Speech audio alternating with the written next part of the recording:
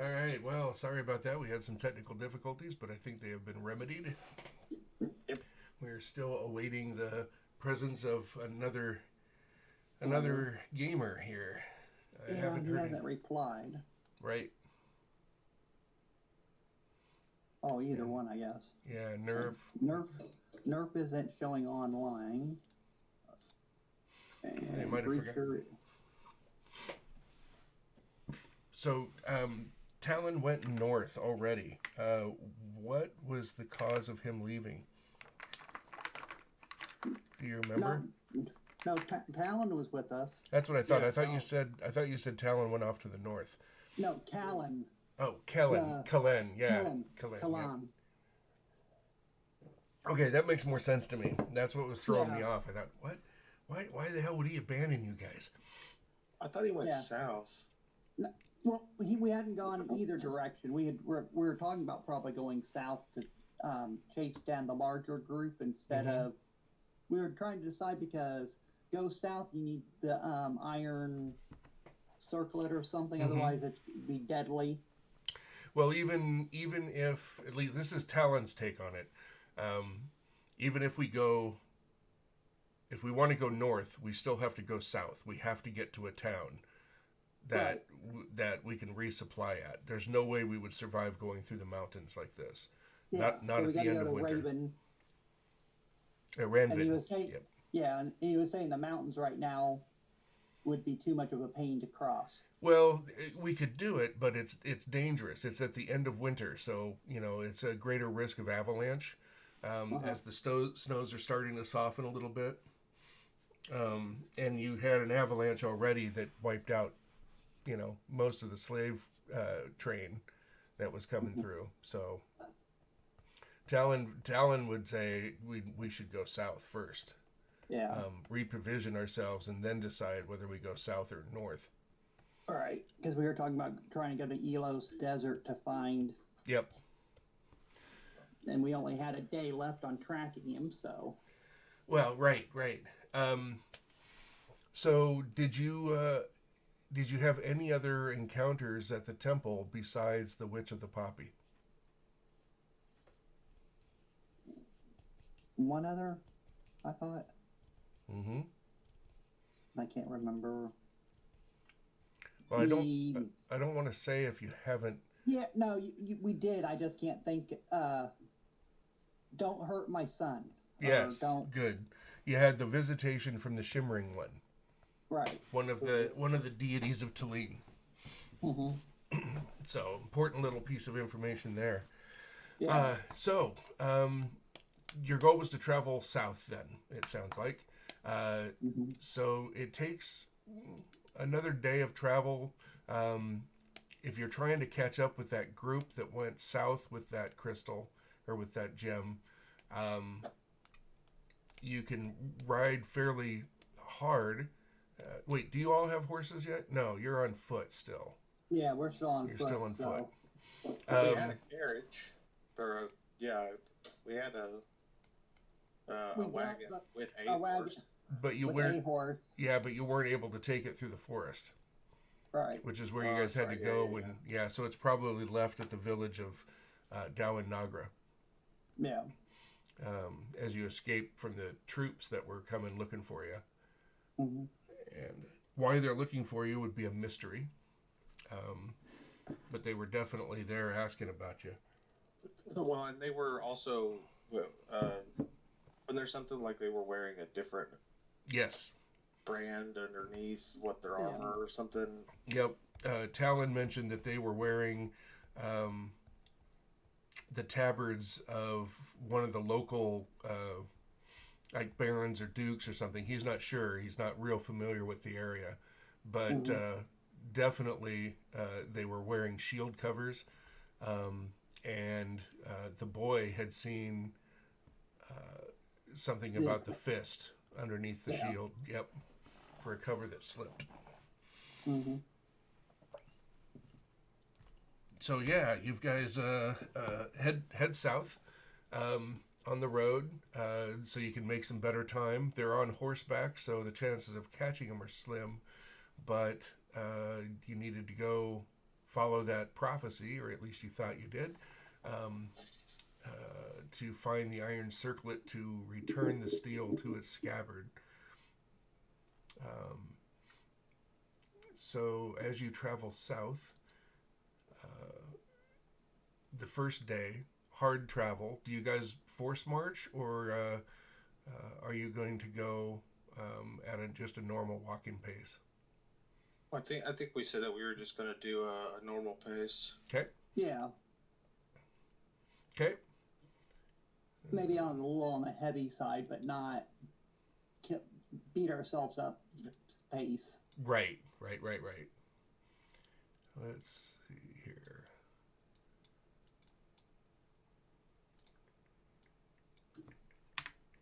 Wait, are you going to keep your camera off? Oh, no. I was supposed to be having that on. Thank you very much. Yep. There we are.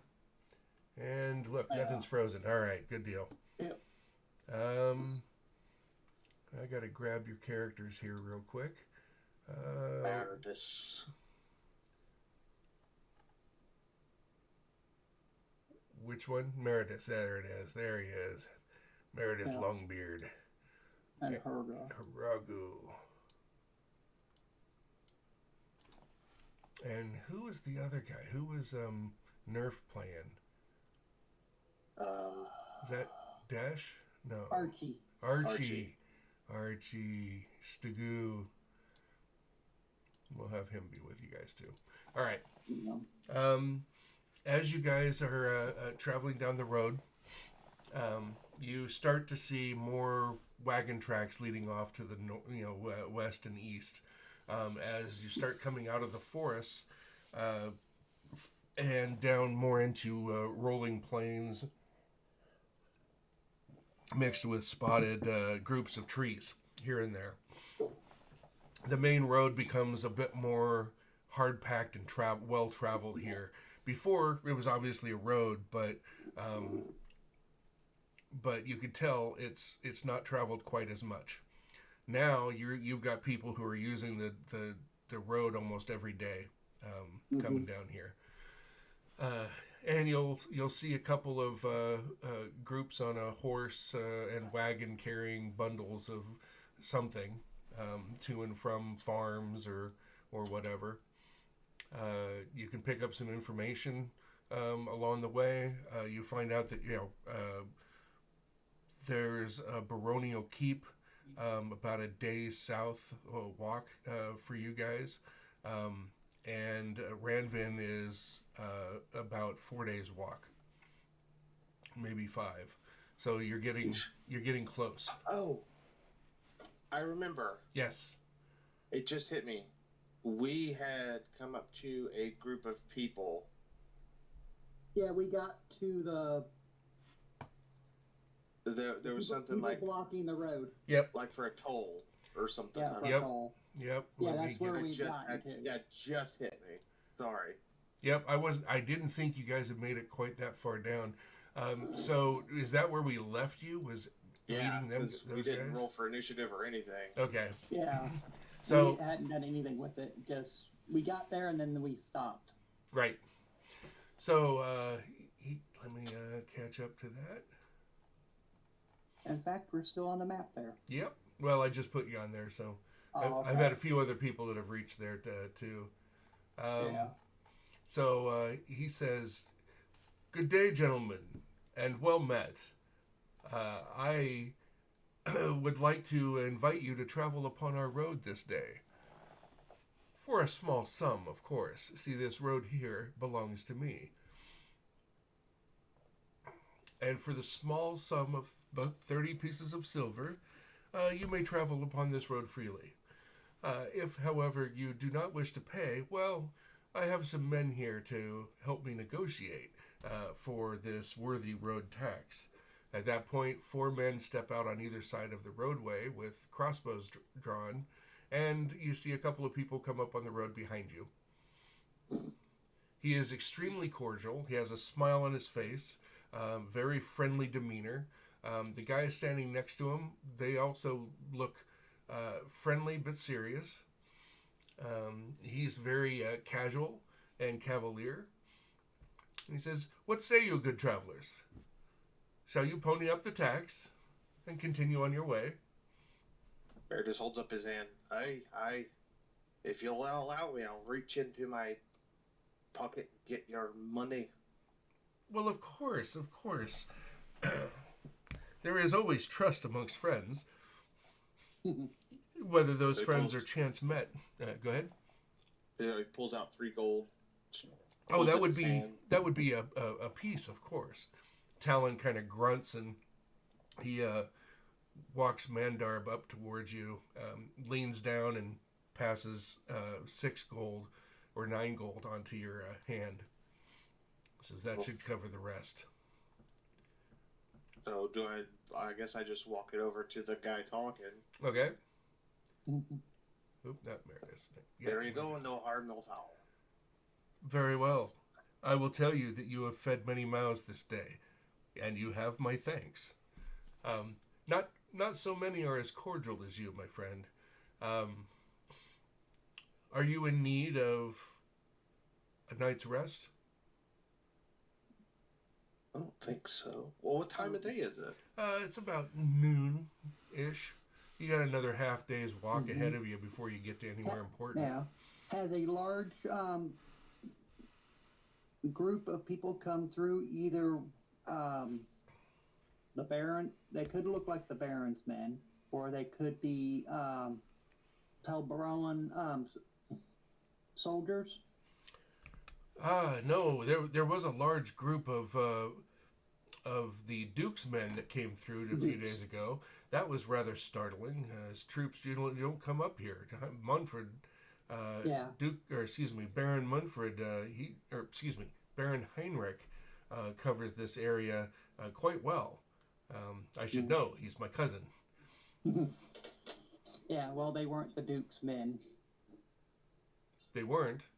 They wore his colors. He takes that very seriously when you say this. It sounds like there's a tale here that's worthy to be told.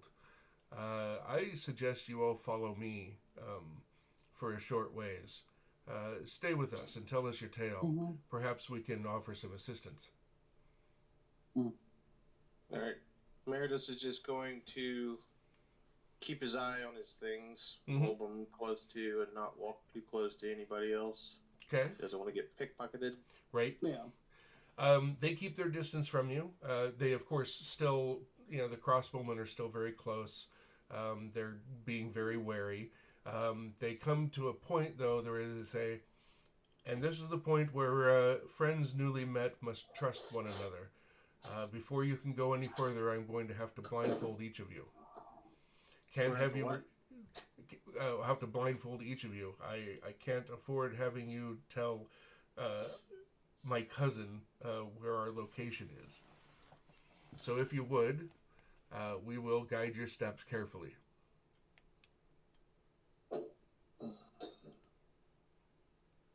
I lean over and go, okay. Talon gets down. You sure about this? As he looks over at you. For now. No, I'm not sure about this. The gold was one thing. Now they want to blindfold me. Well, they've made no move against us so far. They certainly could have. I am loath to trust this. But they are not asking for our arms either. You can rip it from your face fast enough to take care of That's yourself. fine. All right. The men come forward, and as they, you can tell they're wary around you because of how well armed you are, and armored. So they very trepidatiously tie these ribbons of cloth over your eyes, and then they stand in front of you, and each one takes your arm and places it on his shoulder, or in your case, dwarf the waist. And hold the belt. Thank you. Absolutely. With very few stumbles, you guys travel for about a half an hour, and then they remove your blindfolds, and there is a large meadow that stretches out in front of you, and around the periphery of the meadow On a whole half a side, you see lean-tos and tents, and we're talking like 30 or 40 of them stretched around the circumference of this meadow. You see cook fires back in under the trees that you can tell that the cook fires are shrouded. Looks like they've built up stone rather high over the top to kind of mask the smoke a little bit. And there are women and children around doing various things, and the smaller children are out in the meadow playing. You know that it's a little warmer. There's still some snow melt here and there in the deepest part of the shadowed edges of the trees. He says, well, welcome to our home. Now, there's a tale that must be told. Let us feed you first. I must apologize for our fare. A banquet you will not have. But you will have some of the finest venison this end of Ospelin. Just don't tell my cousin. And you hear a bunch of the men chuckle. Sealed lips here. So, don't even know who your cousin is, so... Are they making us, like, stay together, or are we okay to, like, walk around in a short distance? Yeah, actually, at this point, they leave you alone for the most part. You've always got a couple of people tailing you, but they're tailing you from a discreet distance. And he actually takes you around and introduces you to a couple of people.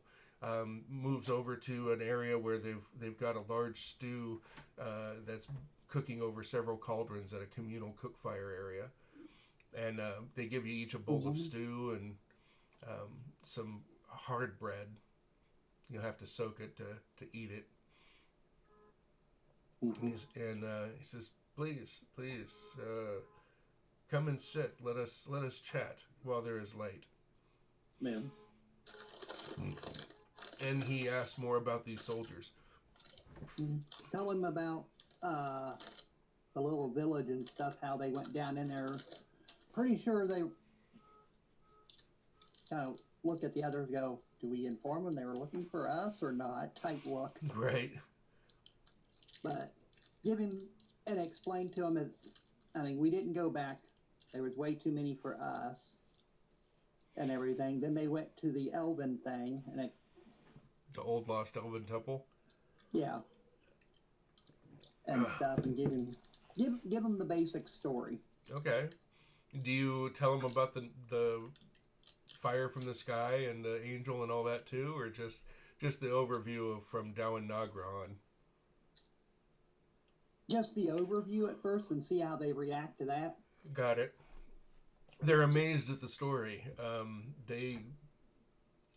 As more talk comes up about out of Pelbrolin and the soldiers, the kind of angrier he gets. And he says, we may be living our own free of tax out here, but we are still the Baron's men. I would have it, I will send scouts through the forest. They can travel the hidden paths better than even being on the open road. I will send some south. And at that point he calls over a few people, says a few things to them, and then a couple of them nod and take off. And you can definitely tell this one of them is tall and lanky, and has a longbow across his back, and he moves with like a cougar's grace.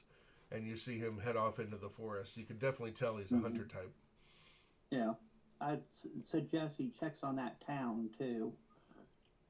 They may need some extra help too. Dowan Nagra is so far away. I'm not sure that. I will give that some thought. Yeah. It might be best that you report this to the Baron himself. Okay.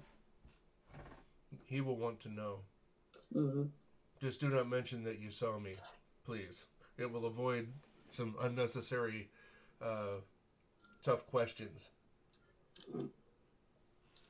Emeritus takes out his pouch and he pulls a few coin out and puts it in his pocket and then hands the pouch to him and say, well, I hope this helps. And I give him the remainder of my 70 gold. Holy cow. He is dumbstruck. He says, I was going to return your gold to you. You got families here. They need food. They need shelter. Take 100 experience. Ooh. That's huge. Mm-hmm. You have helped these people with more wealth than they've seen in a while. Mm-hmm. I don't need it. I've got all I need right here. Yeah. All I need is my feet in the woods. Well, I can understand I can't that. coins in case we run along any more taxes. I apologize for that. We Yeah, you do what you have to do to make a living. we do. We try to be courteous. I've done what I had to do to make a living. We let some of the more rich caravans pass through. They usually have too many guards, and they're usually they have a too tight a grip on their pockets. And we don't not attack. We don't ask any of the farmers. They've been taxed hard enough. Yeah. Not that my cousin's an unfair man. No, he's fine. It's Ospelin. Yeah, it's the king. He keeps upping the taxes every few years. Mm-hmm. Oh, hold on. I have a question. Yeah. Every map that we go on, this Farron guy is on there. I feel like he's following us. Right? Hang on, let me get him. I'm pretty sure he's from another game, and he's not bothering me. He is. Letting it known. Like, I feel like he's on every map, and it's almost like he's like a watchful eye guy. Right. It's just, I don't know. It's just funny. Since I acted this copy tokens to map, from map to map thing, he's been on every map, and it's driving me nuts. I think I get rid of him, and he comes back like a bad penny. Mm-hmm. I kind of look at him and go, I mean, if you guys are looking for somewhere outside of the woods to live, that town, I mean, if they're a bunch of woodsmen, they could be very handy. I mean, they could use your help, and you could probably use theirs. And they're very nice people. Be better than living here with so many women and children. Well, it is not an easy life, to be all sure. women need a home. Yeah, well, I'm sure you see one of the women at the fires kind of chuckles at that, and she definitely looks like she could hold her own in a fight. The way she wields the pans. Sorry, last one taken. She chuckles again. A couple of the kids come up. Are you a real dwarf? I'm a real dwarf. Oh, we've you only see my wee little legs. they giggle, and his big old beard. Yeah, he's Can we touch it? A real dwarf beard? All right, but be careful if you have crazy dreams afterward. I don't want to hear them. A couple of them chuckle. Kids giggle, and they touch your beard, and you know they're looking you up and down, and one of them comes over and says, "Will you make mud pies with me? I bet dwarves make great pies, being on the earth and all." I'll tell you what. I won't make a mud pie for you, but I will show you how to shoot this bow. Oh, they go. Eyes go wide. The gentleman that has been talking to you, his name is Cohen. He says, he just kind of chuckles to himself, and he says, "Oh, he's going to be busy for the rest of the day." At which point, a couple of kids are, "We're going to learn to shoot. We're going to learn to shoot." And some of the other kids start coming running over, and pretty soon you've got a gaggle of children around you as you head out to the meadow. There's probably 15 kids, something like that. They barrage you with questions. What's it like to eat rocks? They get stuck in your teeth, and your molars in the back. They're hard to crash out. You have to get an arrowhead to just jab in there until the damn thing gets plucked out. Really? Whoa! Show us. And one of them comes up. He goes and digs a rock out of the ground. Here you go. A little bit full right now. The venison kind of pulled me up. Maybe tomorrow. So that goes on for the several hours while you're Mhm. teaching the kids how to draw a bow they can't even pull. So the rest of the day goes like that, and into the evening there's singing and there's some dancing that happens. They bring you furs to sleep in. Um, they're pretty rough, but you get some deer hide to put over you, keep the heat in, that kind of thing. And in the morning, Cohen says, "Well, we've appreciated your stay. I know that you must get going, and please warn my cousin. I will send word to him myself if anything comes of the tracking of these soldiers." Well, thank you for the hospitality. Thank you for paying the taxes. He giggles, and he not giggles, but he kind of chuckles to himself, and he hands you back 9 coin. Says, "You were most generous. It's time for me to pay my taxes," and he returns the 9 coin to you. I'll take 3, give the other 6 back to town. Right. He pockets them, kind of with a wry grin on his face, and he's just kind of baffled. The whole experience kind of you could tell he really absorbed it, being a devotee of the traveler god, new experiences and all that. He says, "This one is one that I don't think anybody will believe. Mm-hmm. Fighting the bugbear, now that they'll believe, but this, I don't know." I kind of look at him and go, "Don't always judge the book by its cover. Sometimes people aren't what they seem to be." Absolutely. So they blindfold you again, and then take you out about a half an hour or so, and then they take the blindfolds off, and they point east to the road. Says you're about an hour from the road. You should be on there quickly, and it's but a half day's march to the Barrens. Let's get to walking. Yep. Get to stepping. Okay. As you travel south along the trade road, the grip of winter is starting to lose its hold. After several days of travel, you still have not caught up with the warband from Pelbrolanen. As the sun approaches its zenith, you see 3 men step out onto the road ahead of you. Oops, that's the part that I've already read. Sunlight comes down through the holes in the clouds and bathes the grain fields with a golden light. The grain waving in ripples like ripples in the water. People can be seen working the fields or pushing carts down the main road to the keep. A hawk sweeps over the fields looking for a tasty meal.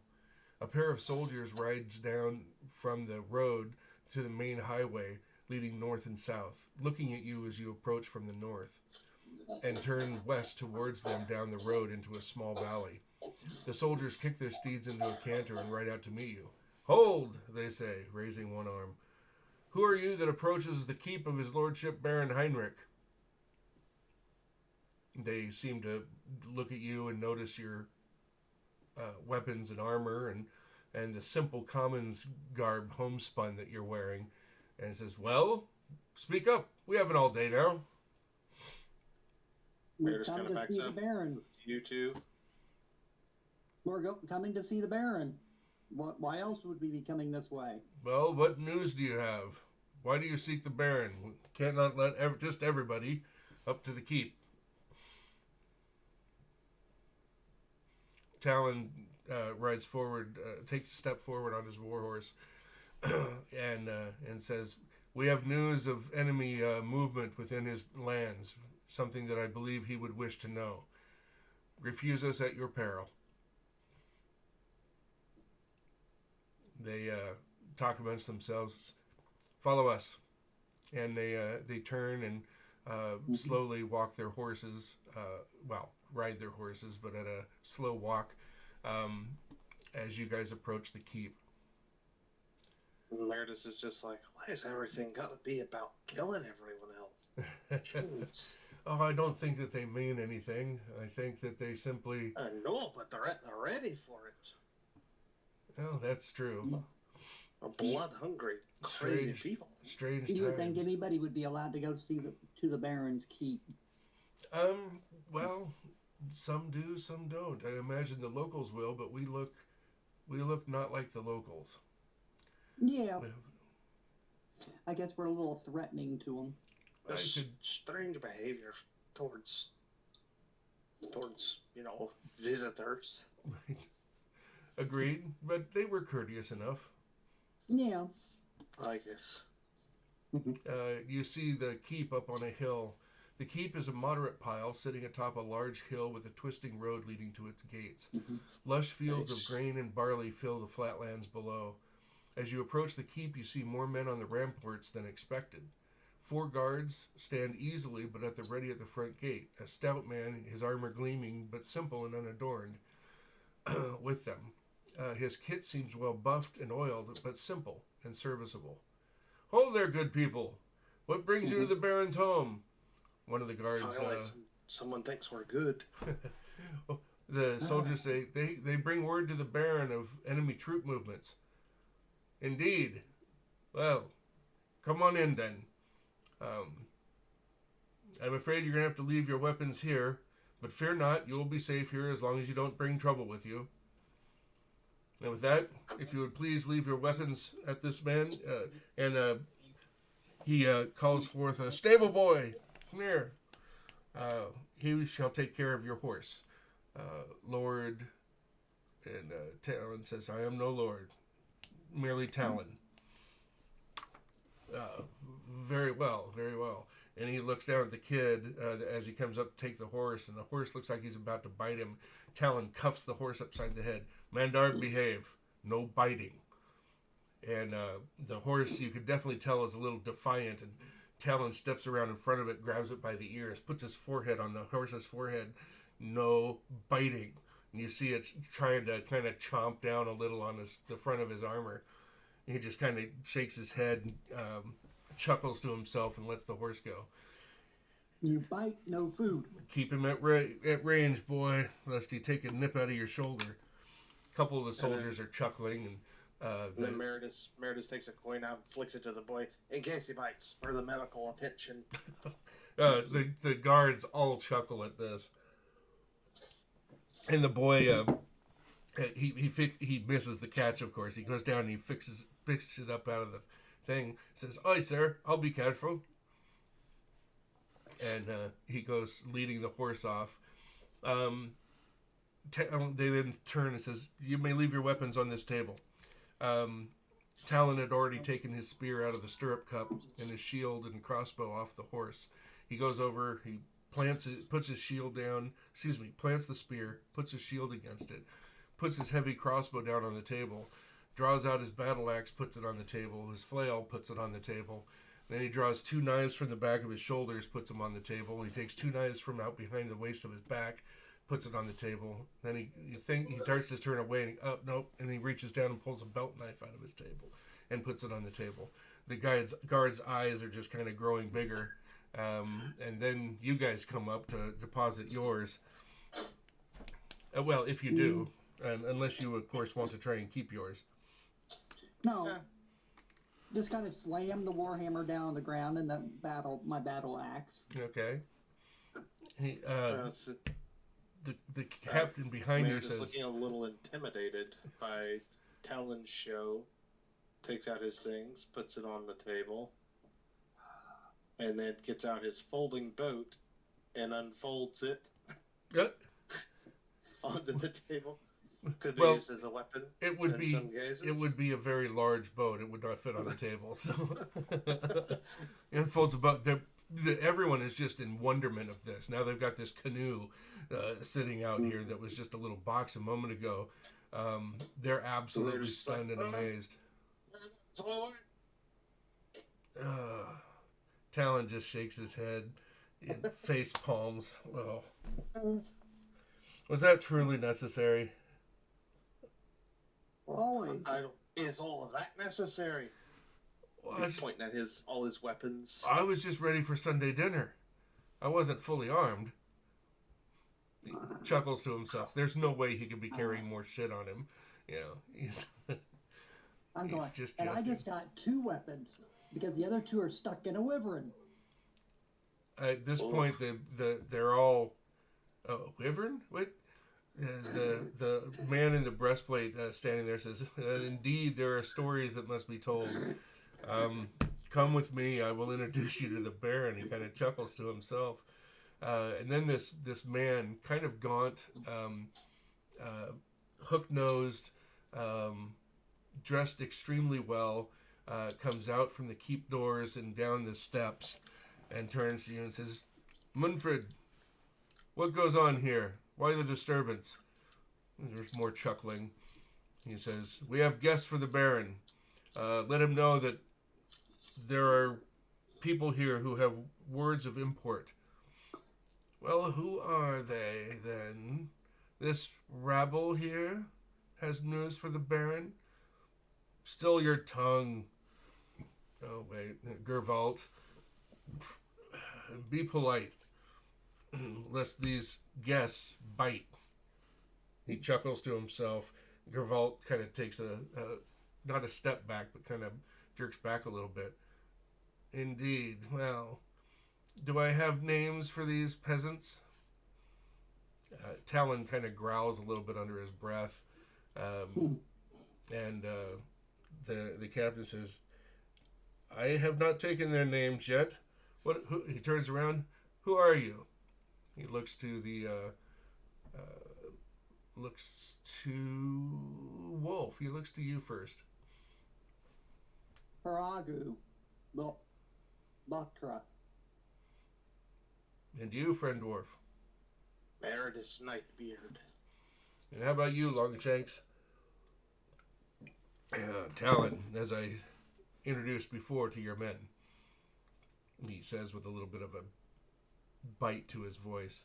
You haven't heard him say anything that discourteous before. Noted. And can I sense any kind of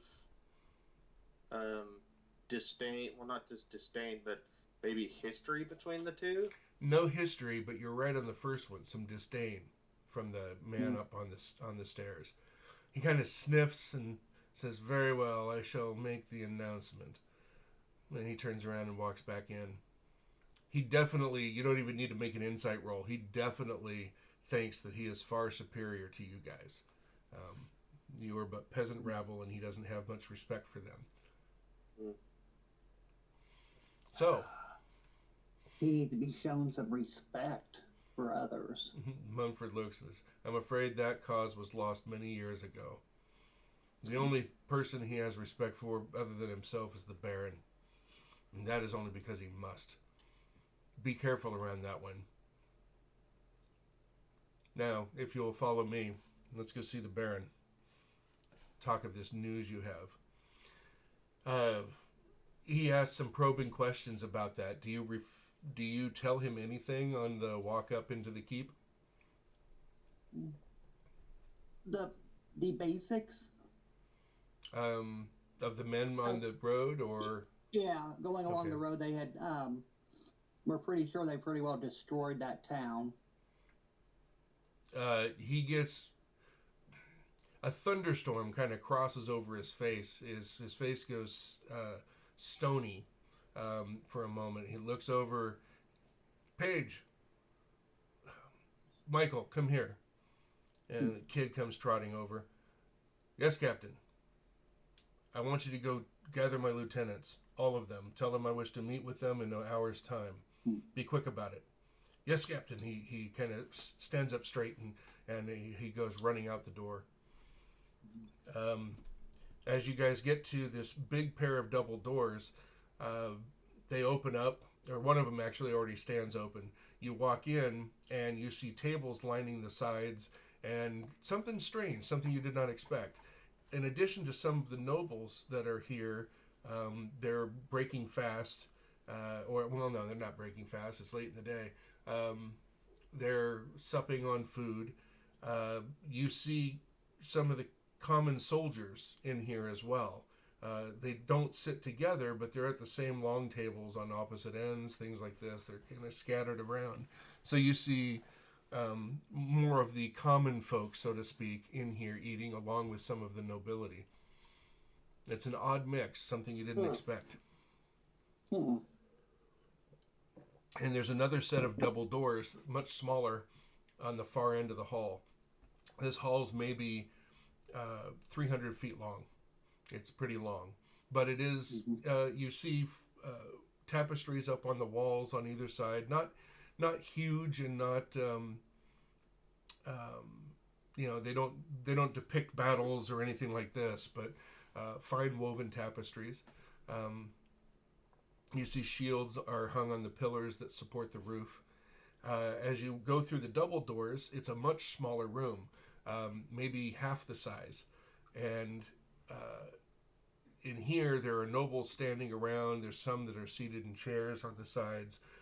As you get up there, Gervald is standing there and says, "Your Excellency, Baron Heinrich, you have guests from the road." And he taps his staff on the ground twice and says, "May I present Talon, Meredith, and Haragu." He says the last with a little bit more disdain. On the far end of the room, you see a chair up on a one-step dais. So he's one step above the floor. And you see a high chair up there and a couple more sitting off to the sides. Gervalt kind of walks around the perimeter. He doesn't walk down the middle. He walks around the perimeter as he's going to take his place up at the left side of the high chair. And Baron Munford says, Captain Munford says, "Follow me, do as I do." And he strides halfway down the aisle towards the high chair, and then he drops to one knee with a hand over his fist and bows his head, one hand on his sword. What do you all do? Walk forward and just tilt my head down. Okay, Talon does the same. I'll follow suit. Okay. There's a bit of a murmur amongst the nobles, and you see the Baron kind of raises a hand, kind of does this, and it calms down. And Munford stands back up. "My lord, these travelers have word of enemy troops on your roads. I figured you should know as quickly as possible." And then he kind of the Baron kind of motions him to come up. They whisper to each other a little bit, and then Captain Munford takes his place at the Baron's right hand. Baron says, "Come, friends, come, please. Tell me this tale that you have of enemy troops, Helbrolanan troops in my lands. Please, Yes. tell me." Giving the basic story from that town being attacked, Okay. and knowing they've traveled south and everything, and then just go, there is more to the story, but not all ears need to hear, I see. as it may bother some. Very well. Did you tell him that you are feared that the troops might have attacked now in Nagra, or do you keep that for the next conversation? Yeah, no, let him know that because they need to check on that town. Yeah, he looks very concerned and looks over to Munford and says some things to him you can't quite make out. Munford stands up, salutes him, and walks down the aisle straight out of the hall. Gervalt's looking on very strangely about this, at what's happening. The Baron says, "You have done well bringing me this news. You owe me no fealty nor rights, and yet you have done this barony a great service. It looks as if you are travel weary, and of course you guys are still pretty gaunt from your experience as slaves and whatnot." He says, "Please, take a rest here. We will have rooms made for you. But sir, they are coming." "Gervald, see that it is done." "Yes, my lord." And he backs away and heads on out through a side door. The Baron says, "You will be guests of my house tonight. Rest well, and dinner will be made for you this evening. You have already missed the sup. Go clean yourselves up from the road. We will talk later." Yeah, kind of looking at him, looking at Talon, going, "There is more to this story." Understood. But yeah, just so he knows, we still have more to talk about with it. Sure. You notice as he's sitting there on this, he is not a portly man. He looks like he's a man of strength that has grown more portly, right? A little bit more fat on him, and not a huge amount, but definitely Not very active. Right. And yet you could tell that he was at one point. He is wearing nice clothing, but of a simple make. Kind of like the way Captain Munfred's armor was. He's obviously the commander of the troops here, but his armor looks old, well oiled, well cared for, and suitable. There's no extravagance about him, even though the Baron has embroidery on his tunics, that kind of thing, and he has an iron band around his forehead with 4 crenellations on it. He says, "Well, we will speak again on the morrow. Go and rest." Not to overstep my place, but we know that party travels south. Understood. We believe we're the ones pretending to be your Duke's men, but It has been seen to even as we speak. Okay. We just don't want them to get too far. We couldn't keep with them since they were on horse. Understood. All right. As you guys are heading out, you meet Gervald at the end. No, not Gervald. You meet a page at the outer doors, and he says, "I will guide you to your rooms. They are being made for you now. If you would perhaps tend to your belongings outside and see to whatever you need, they will be made ready for you within the hour." I mean, he's maybe 13 summers old. And you hear as you get closer to the main doors, the keep doors are open, and you hear the sound of movement out there, of armed men moving around, and glancing through the doors as you walk by. Talon is going to go outside and go gather some of your equipment off of Mandarb, and when he comes back, he says, "Well, they're summoning a light horse, and there's quite a number of them. So obviously he's taking us seriously." Yeah. At which point, go ahead. I look at Talon and go, should we give him, when we talk to him later or tomorrow, should we give him the full story? See, we gave him the bare basics without all the visitors. all the trimmings, yes. Yeah. What say you, Meredith? I want that guy. Fair enough. I don't know. I say we keep it close to the chest. A handful of people that we can trust. All right. Certainly not that one fella. Yeah. I don't want him anywhere near. Oh, He definitely does not care for me. And I'm guessing it's because of me, who I am. Yeah, you're half-orc, right? Yeah. Yeah. Well, he looked down upon the dwarf as well. No pun intended. Well, that's not hard to do. No, exactly. Tapping him on the head. Yep. Hey, look, everybody appreciates a beer holder. It's all good. I will hold the beer. You just won't get much of it left when you come back. Talon chuckles. You're brought to rooms that are easily the nicest appointed rooms you've been in. There's hardwood furniture, well stained, well kept.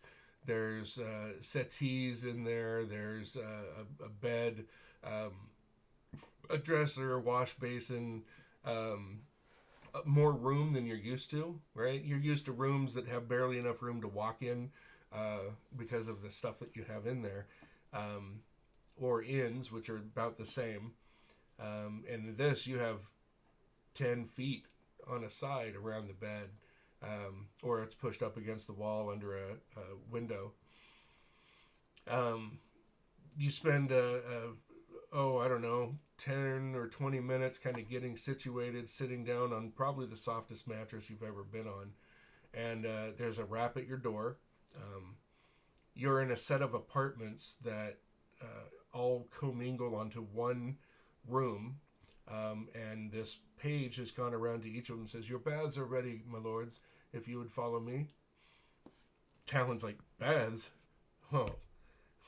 Oh, they're going to wash us too. We need to have some more of these along our trip. Let's find some more news. Maybe we can stay."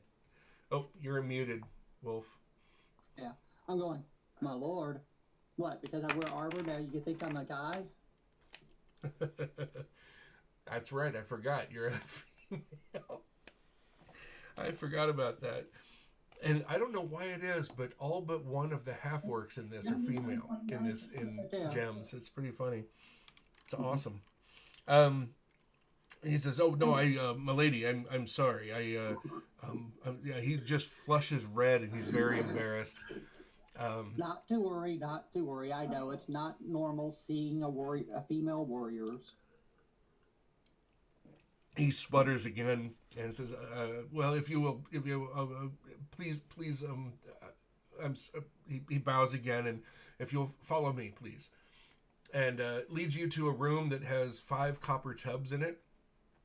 Again, stone flooring, and there's several women in there and a couple of men that are putting warm water or hot water into the tubs, and they bring towels over, and they put up dividers between the tubs or between the tubs and the door, and you guys get the first bath you've had in probably 5 months, something close to that.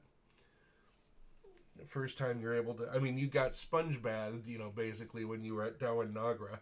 They cleaned off the majority of the grime, but, and then you awoke startlingly clean, except for the woad at the fairy ring. But this is the first time that you've really been able to luxuriate. And it's a great experience. Everyone can get a long rest at this point if you need it. Okay, what's their response to the woke being on us? Oh, they've all looked at it kind of strangely. Absolutely. It's starting to fade a little bit, but definitely catches them off guard. Especially when they're seeing more and more of it all over your bodies as it comes out, as you shed your clothes to get into the tubs. And a couple of the ladies come up and offer to wash your backs and whatnot. No, thank you. I'm a taken dwarf. Oh, well, I meant no. She blushes. So of course, and she drops a sponge in there and in the tub for you. It's still appreciated. It just I'm a one woman kind of dwarf. They don't know what to say. Talon says, "Oh, I got a spot back there that could use it." And anyway, it's all very genteel. But you do hear some giggling coming from Talon's room later that night. Of course.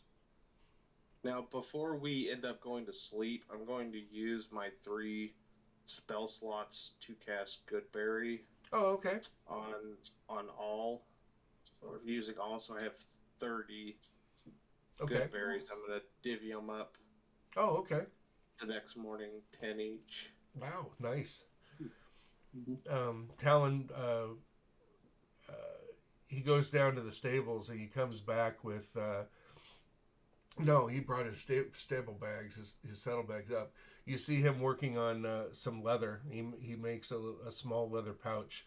He cuts a circle out of a section of it, then perforates it, cuts a strip out, puts it amongst there, drops the berries in, and ties it to his belt. Thank you, good druid. Mm-hmm. These have sustained us for days now.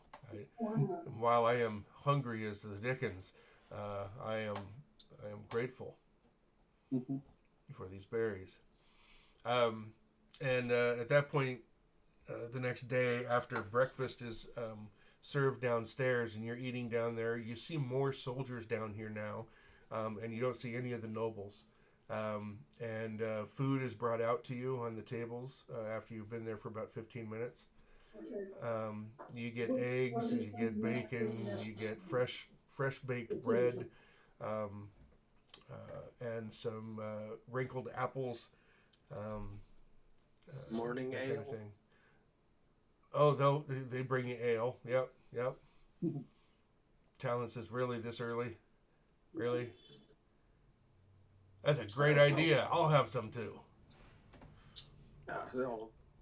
Well, It'll from make your south beard to start south, coming in a little little bit louder. That's one thing you notice. Talon is clean shaven when he comes out that morning. Yeah. You look a little bit naked. But it feels so good. Yes, I it mean, does. the ladies insisted, and I just couldn't bring myself to say no, if you know what I mean. And at that point, Paige comes up and says, "My lord, His Excellency would see you now. If you will follow me, it's about halfway through your breakfast." Up at all of us? All of you. I grab my bacon and my meat and go. Oh, jeez. And just keep snacking on it. Okay. You are... Bear just crams his mouth and then carries the beer with him. Okay. Hey, you can't leave good food behind. We don't get it that often. That is true. You guys are still pretty hungry. So you were brought into the same chamber you were before, but this time it is clear of people. There is Captain Munford. There is Gervalt, the major domo, or the house steward, I should say, and that's all. And the Baron. He says, "You see that there are 3 chairs that are sitting down below the high seat now, comfortably close." And he says, "Good morning, gentlemen and lady. Please have a seat. You said you had more news for me."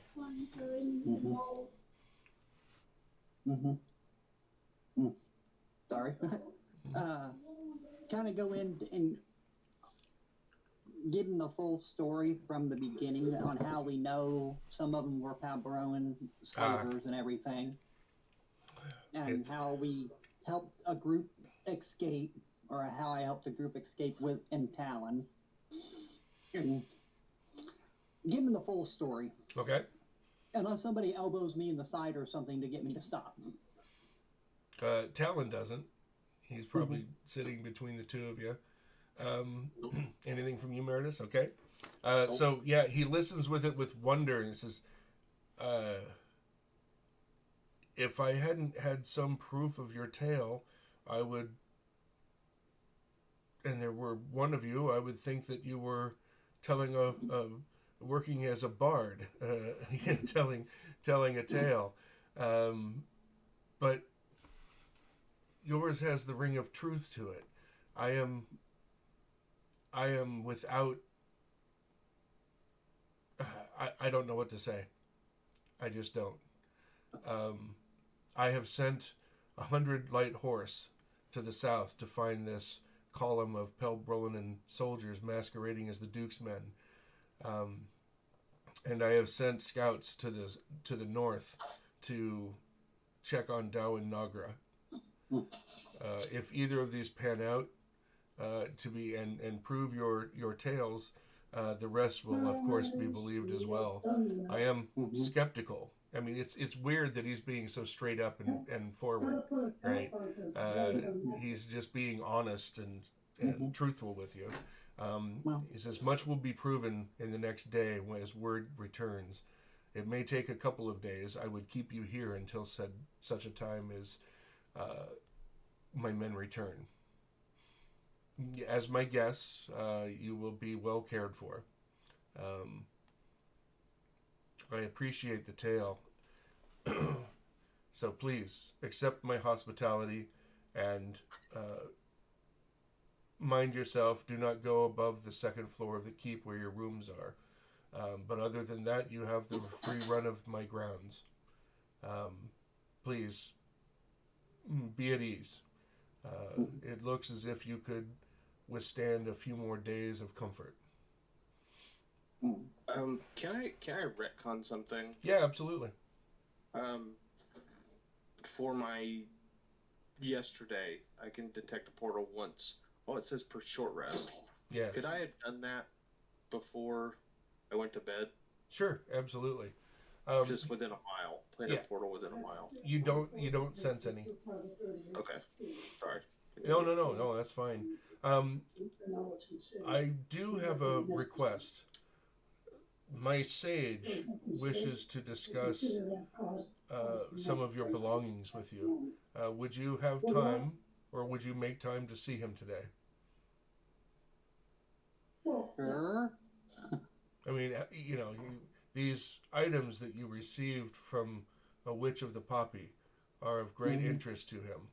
I kind of rubbed the ring on my hand because I didn't take it off and put it with my gear. Right. And they didn't bother with it. Talon, let's see, what did Talon get from this one this time? Didn't he get the chainmail? I think he got the chainmail. Yep. Yeah. Which Talon is still wearing. You notice that he's always, first thing in the morning, he does some workout, and then he puts on the chainmail as his light afternoon wear. Mm-hmm. So after the meeting, you guys have the day to yourselves. After a short while, you hear there's quite a commotion down in the courtyard. As you go to investigate, it looks like Munfred and Talon are squaring off in off to the side in some training grounds that are on the inside of the keep walls. And there's quite the spectator sport happening over there. Do you go over and check it out, or do you what do you want to do for the rest of the day? Have a seat and watch. Yep. Well, the fight goes on for quite a while.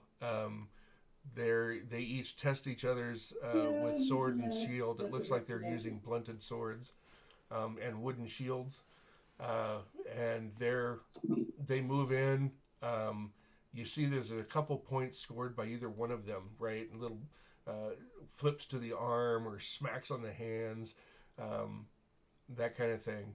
And then all of a sudden, Talon shoves his shield into Manfred's face. Manfred immediately throws his sword down and blocks the shot that he throws at his back. It's called a wrap, reaching around behind him and swinging at his back. Manfred instinctively blocks it, but then Talon lets go of both weapons and shield and just hugs him and throws him to the ground. At which point Manfred, who's trying to swing at him, can't bring his arm around enough because Talon's laying on it, and it turns into a wrestling match. You hear some of the guards starting to bet, and they're hooping and hollering about all of this. He says, "Oh, that stranger's going to get it now. He's the greatest Munfred's the greatest wrestler in the Varany." And they go at it, and they go at it. I need Wolf. I need you to roll a d20 plus 5 for Munfred, and I need you, Meredith, to roll a d20 plus 4 for Talon.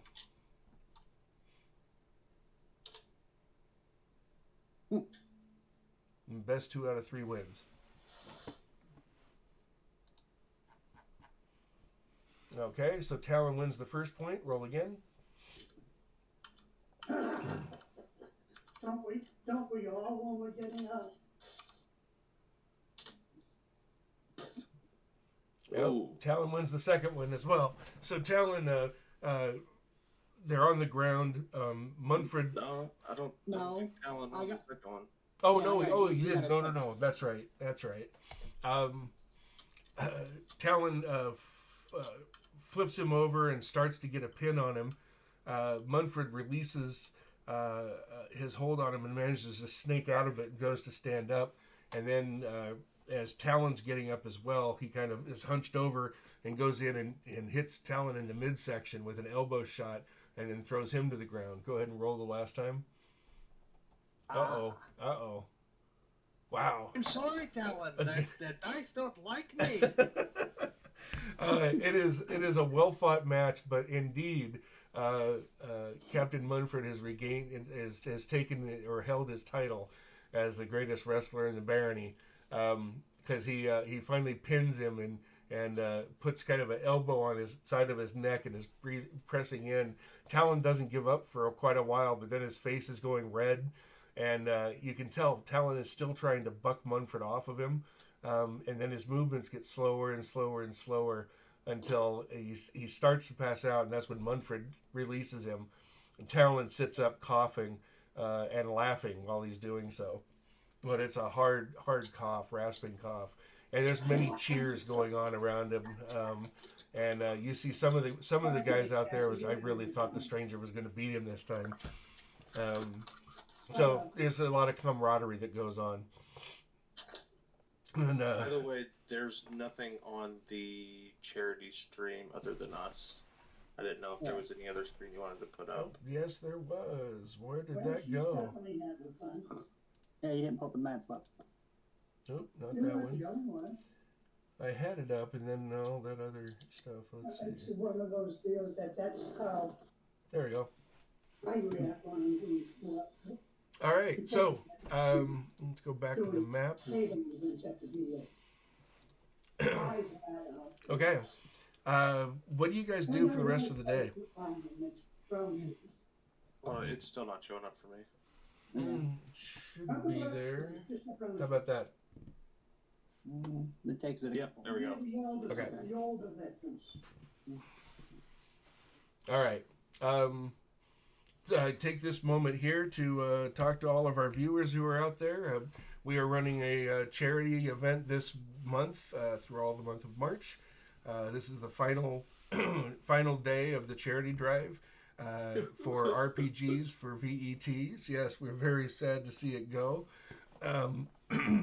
But please reach into your pockets and donate to a very worthy cause and help our vets and service members all across the globe.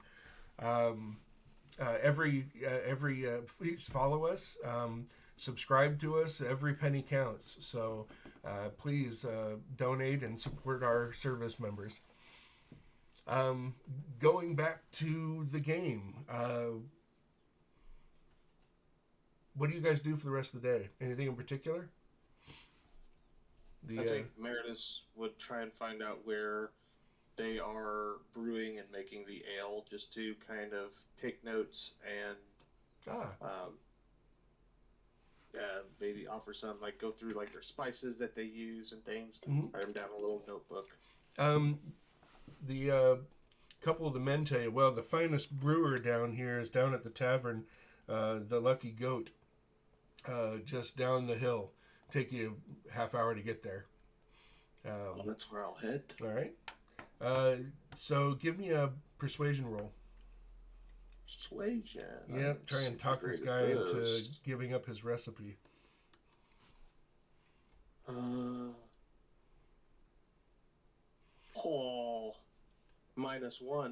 Oh. I think you did well enough there. He gives up his recipes only if you will exchange some of yours. I will do. All right.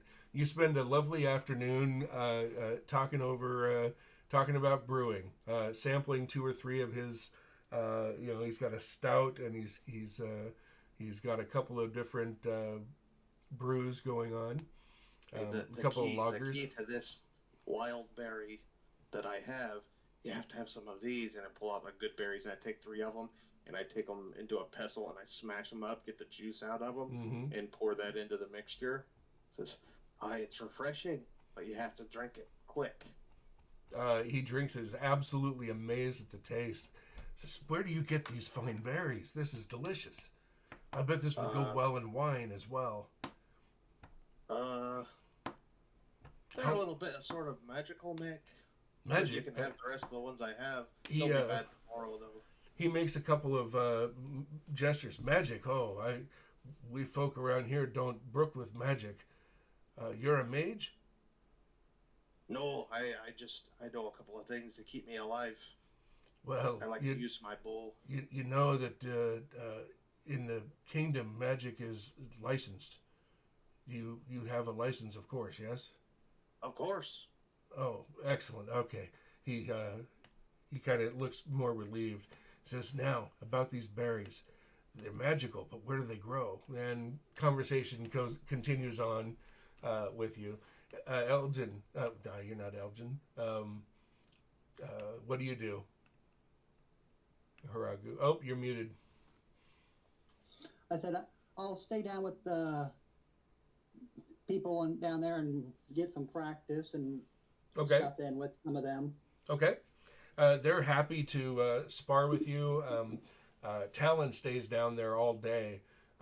He breaks a sweat early on. He's bare-chested down there, and he gets into a couple more wrestling bouts. You hear something about Munford asking him if he would teach a couple of those sword tricks to his men.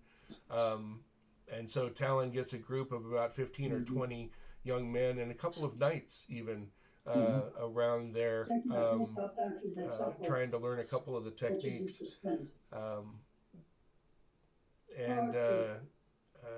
They are very happy to have you down there as well. They're learning everything they can from you as you work out with them. The only thing, Talon actually goes and tries at the lance. He's never used. Oops. Oh yeah. We lost you. No, I'm there. I was just trying something, but it didn't work. Ah, gotcha. He tries his chance at the lance and Pell, and after his third pass, he actually hits this rotating target on a Pell at the end of the run, and some folks are clapping their hands at it or whatnot because it's not easy to do, and he stops after that. He says, "Never tried that with a lance before. These things are heavy." But the backstop is awfully nice to have. With the spear, I have a tendency to lose my grip on it. Lost more than one spear that way. He thanks the knight who was showing him how to joust. Do you participate in the same thing? I don't know how much. Maybe not the joust. I'd probably try to, if they have the practice axe and the Warhammer type weapons, use my typical something which they probably don't see as often. Right. Well, they bring you your weapons for it. The axe is easy, but the Warhammer is not something that the majority of them have. Those are generally more knightly weapons, or for some of their elite troops. Right. Pretty much all that these guys practice with is the spear and the short sword and shield, or long sword and shield. Yeah. The day goes like this. You do get a request. A page comes down and says, Sage Malachi would like to speak with you if you have time today, my lord. Did you pay a pet for her? Kind of look at him going, okay, I guess we can talk to somebody. And I also looked into seeing about replacing my 2 hand axes. Okay. Well, they don't have anything. I mean, they don't sell stuff out of the keep or whatnot. But maybe wrestle for somebody else's or something like that. Okay. Yeah, you managed to get a hand axe off somebody who thought that they could take you, and they've never taken on a half orc before, or actually they would call you an orc. They wouldn't really call you a half orc. Right.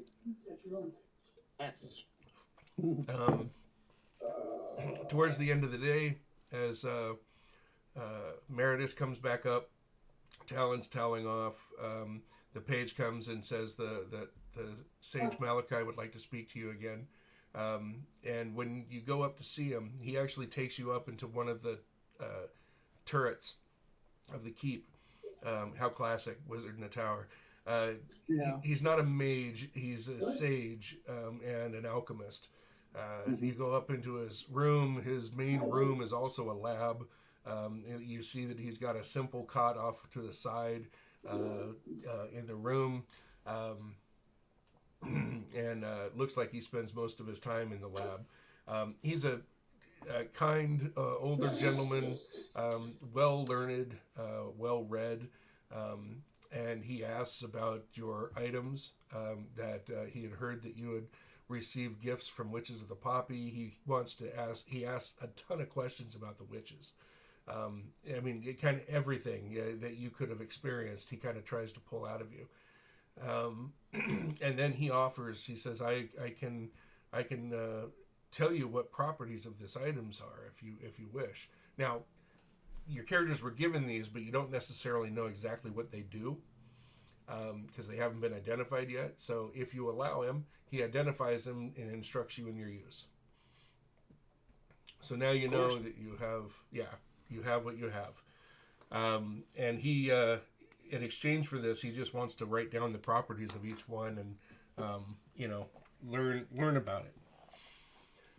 Can I get any kind of read off of him, like what he, like the reasoning behind all of like the way he's doing things, or Sure. why? Sure. Go ahead and give me an insight roll.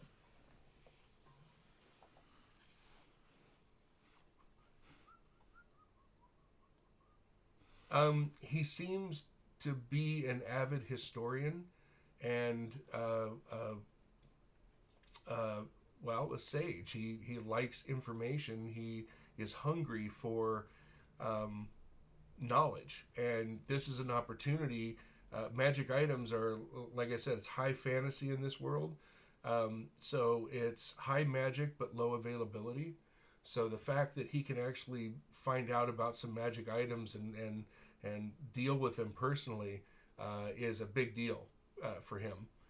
So he seems really honest and sincere about just wanting to learn.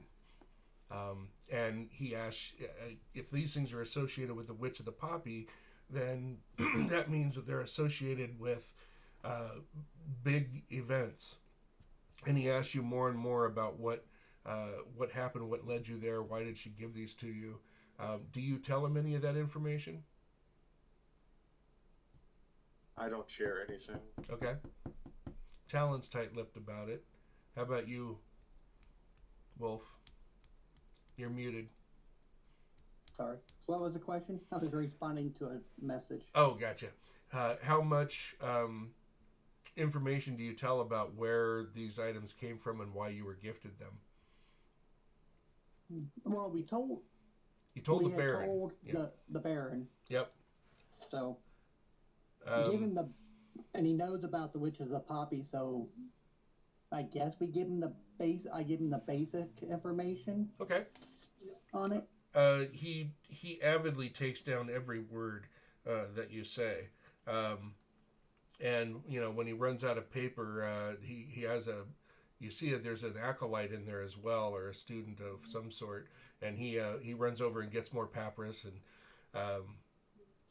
he just doesn't want to miss a word. He backs up and he goes over each thing you say to make sure he's got it exactly right.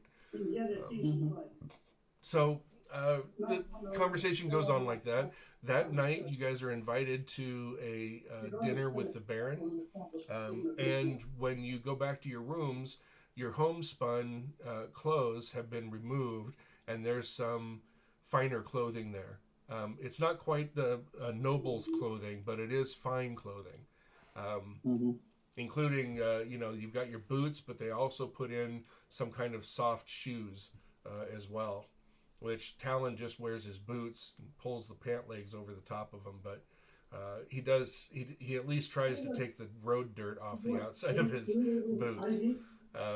But he tried putting on the shoes and walking around, and He got a cross look on his face, and he came back out of the room a little bit later with his boots on. Yeah. All right. I'd probably be the same way. I'm like, it's either the boots or barefoot. Those things just don't fit right. Well, I would go with boots then, if we're going to a dinner with the Baron. Dinner goes well. It's a light dinner. There's just there's Gervalt, there's Captain Munfred, there is the Baron Heinrich, two other people, two nobles and one knight that are there, and you guys. And it's light conversation. Nobody asks any probing questions, anything else. You get the stares from Gervalt every now and then of disdain, like, what the hell are you three doing at the high table, kind of thing. And what's odd is when I say high table, in this particular case, you're in that secondary room again, but you're off on the side. It's not like a table was brought out in the middle or the table's alone in the room. He's just sitting at one of the tables on the end that were already sitting there. You would have expected him to have private chambers or something. He just doesn't seem that type. Goes on the next day, more giggling from Talon's room. Next day, you hear the clang, clang, clang of steel on steel, and Talon's out there at the first dawn, fighting with some of the fighters. And as you guys go about whatever it is you're going to do that day, some riders come riding into the keep. They leap off their horses, and they come in search of Captain Munfred. They not whisper, but they take him aside and say some things. He kind of nods, grabs a cloth to wipe himself off, doesn't bother to put on a shirt, and goes striding into the keep. It's obvious enough that you guys take note, but it's subtle enough that everybody else kind of just thinks, oh, he's on serious business, but doesn't necessarily put things together. About half an hour later, Munford comes out and says, "All right, put on your finery. It's time to go see the Baron." As you are brought before the Baron, this time there are about 15 knights, and their squires are in there, and there's 5 or 6 nobles, all standing on the sides of the court, and Baron's on the dais. Munfred is next to him. Gervalt is next to him. There's no pomp and circumstance when you come in. Gervalt doesn't announce you. You just get there. A page opens the door, and you come in. And again, there are 3 chairs set up in front. Oh no, there wouldn't be for this one. Strides in, and he says, "Welcome. I have received word from my men to the south. The company found the marauders that you spoke of." He looked like he was searching to find the word.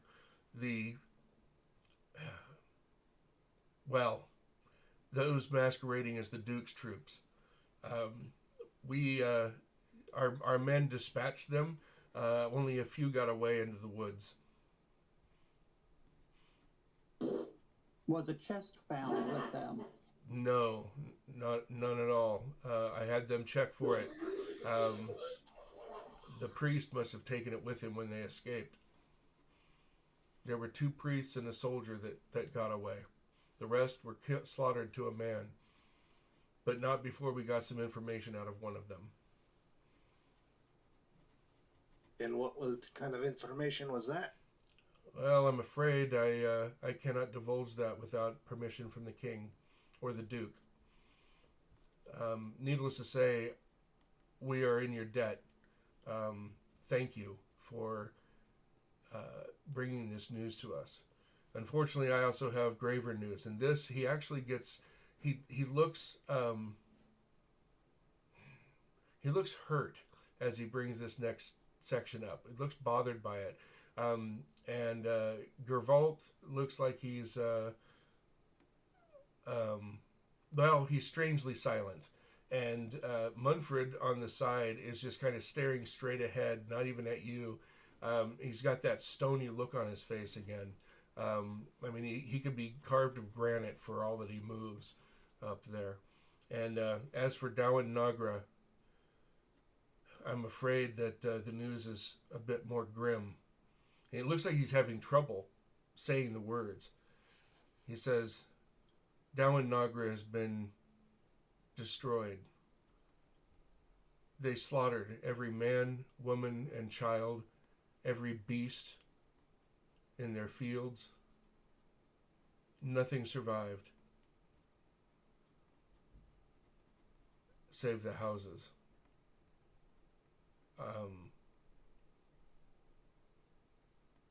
Thank you. It may have been weeks before we heard of this. I am dispatching some people up there to tend to the wounded, or tend to the bodies. So, my friends, you have done me double duty, free of oath or bond, and I would have this rewarded. In the interest of yourselves, you could have gotten this word to us faster had you been mounted. I would gift you with 2 of our finest riding horses. It looks, Talon, like you are not in need of a steed.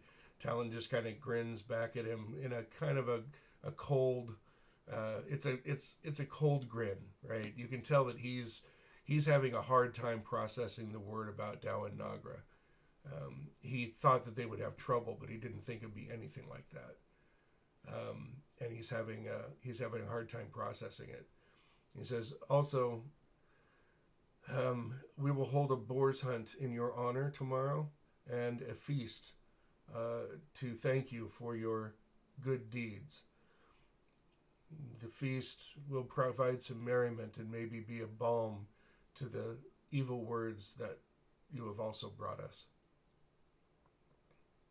So, my friends, enjoy the day. We will meet at dawn tomorrow for the hunt. You may see to your horses. I have had them brought to the stables already. And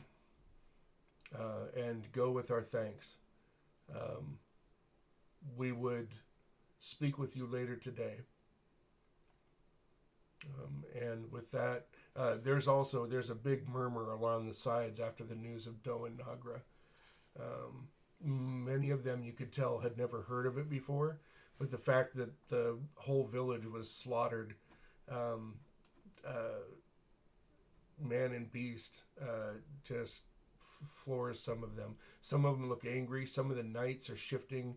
Their hands had dropped to their swords. You can tell that only the knights and squires and Munfred have come before the Baron armed. Everybody else is weaponless. And there you are. You got the rest of the afternoon to spend. Is there anything special you do before we move on to the boar's hunt? Oh, you're muted. Yeah, go down with the soldiers and stuff and get out some of the stress of hearing that news. Fair enough. Talon is down there as well, but he is working out on a Pell. He doesn't he doesn't work with any of the soldiers this time, but he's fighting that Pell like his life depended on it. How about you, Meredith? What do you do that day? I think he just spends a lot of his time alone, kind of looking back and thinking about it because he's not happy about what happened. Okay, a melancholy day for all of you then. Yeah. I was gonna say the other thing me and Tim Talon should probably do is get used to the 2 horses. Absolutely. I was hoping you guys could do that. Give me an animal handling roll. Let's see how well they take to you at the beginning. I have a feeling Meredith is going to be just fine with his horse. Yep. Yeah. Wow. Look at that. Do I need one as well? Yeah. And I'm on head point.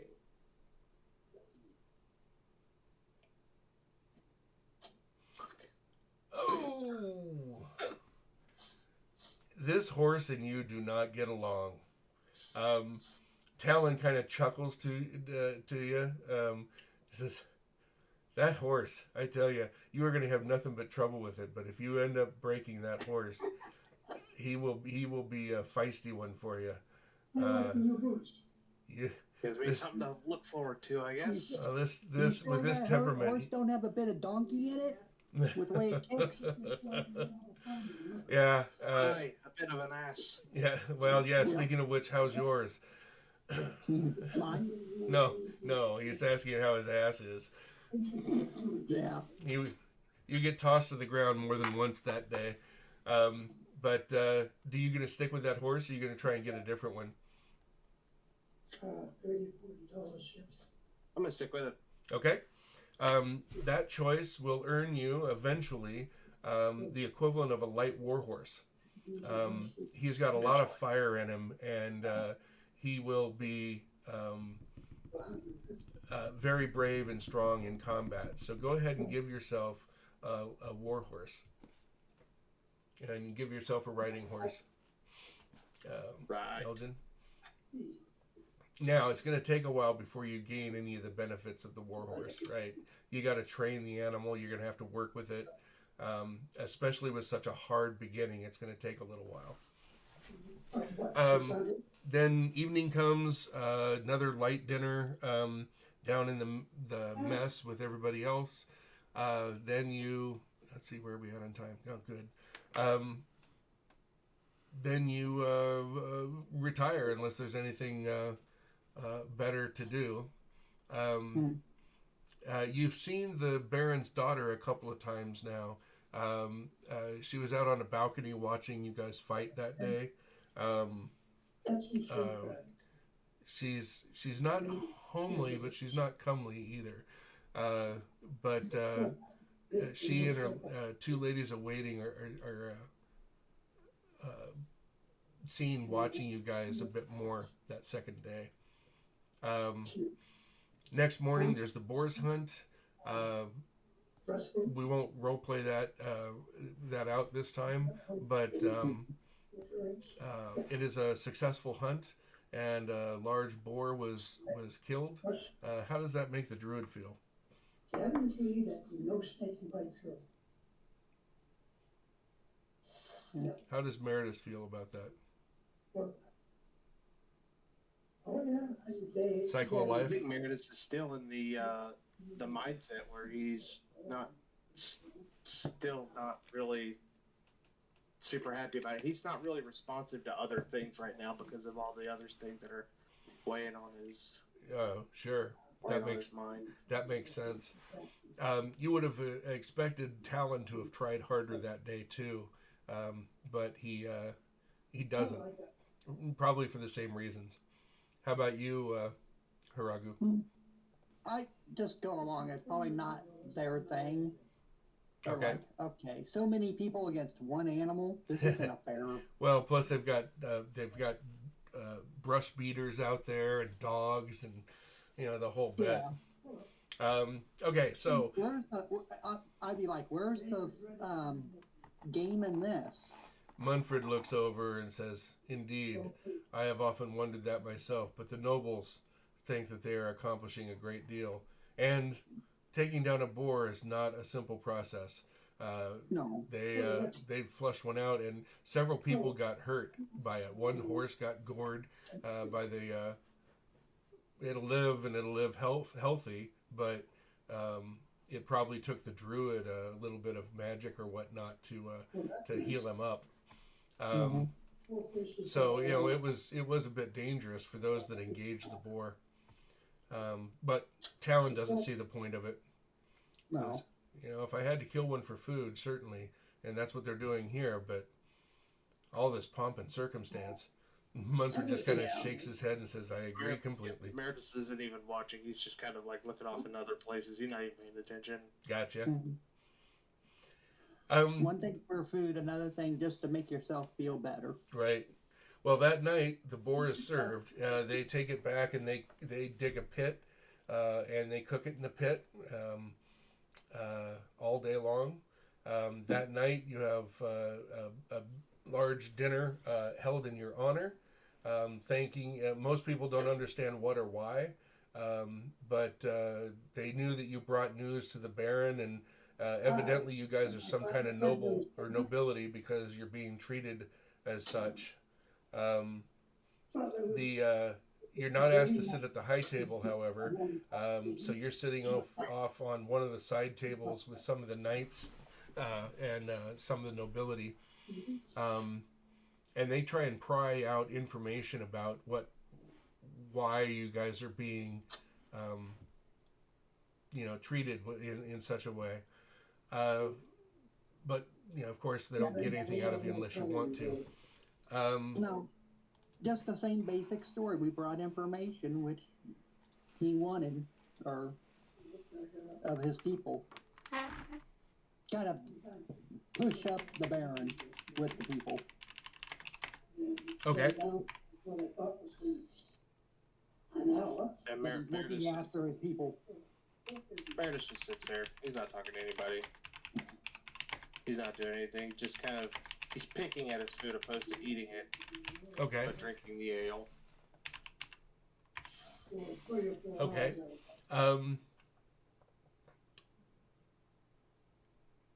There's a ball afterwards, and the daughter Estelle picks each of you to dance with. Well, not Haragu. Haragu's a bit intimidating, but you can tell she's kind of fishing for information. She a couple of the ladies around there flirt with Talon a little bit, but he doesn't seem to be returning any of the affections, I guess. The night goes on and the ball is over. If there's anything you want to do at the ball, let me know. Otherwise, we'll move on to the next day. Yeah. Limited dancing after our last experience? Yeah. Right? Yeah, it isn't quite as wild as the last one was. This one's far more restrained and reserved and Not really drug induced. yeah, right. So, evening goes. It was fun. There was some juggling. There was some storytelling. There was some singing. There was some dancing. A good time, really.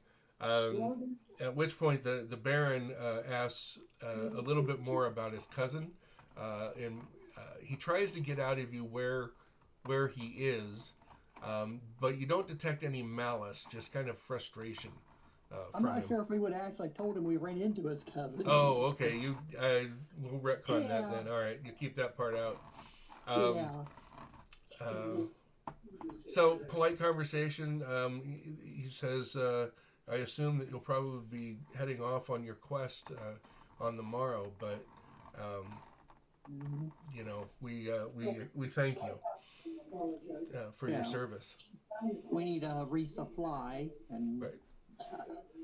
Nothing against your small keep, but I think the town will be a better place to resupply. Absolutely. For that, there will be a final gift tomorrow morning. I will probably not see you again, but I thank you again for the service you have done my barony. That following morning, each of you are gifted with 50 pieces of gold. You have your horses with saddlebags and tackle. So fully outfitted. Give me another animal handling roll, Druid. See Druid and Meredith.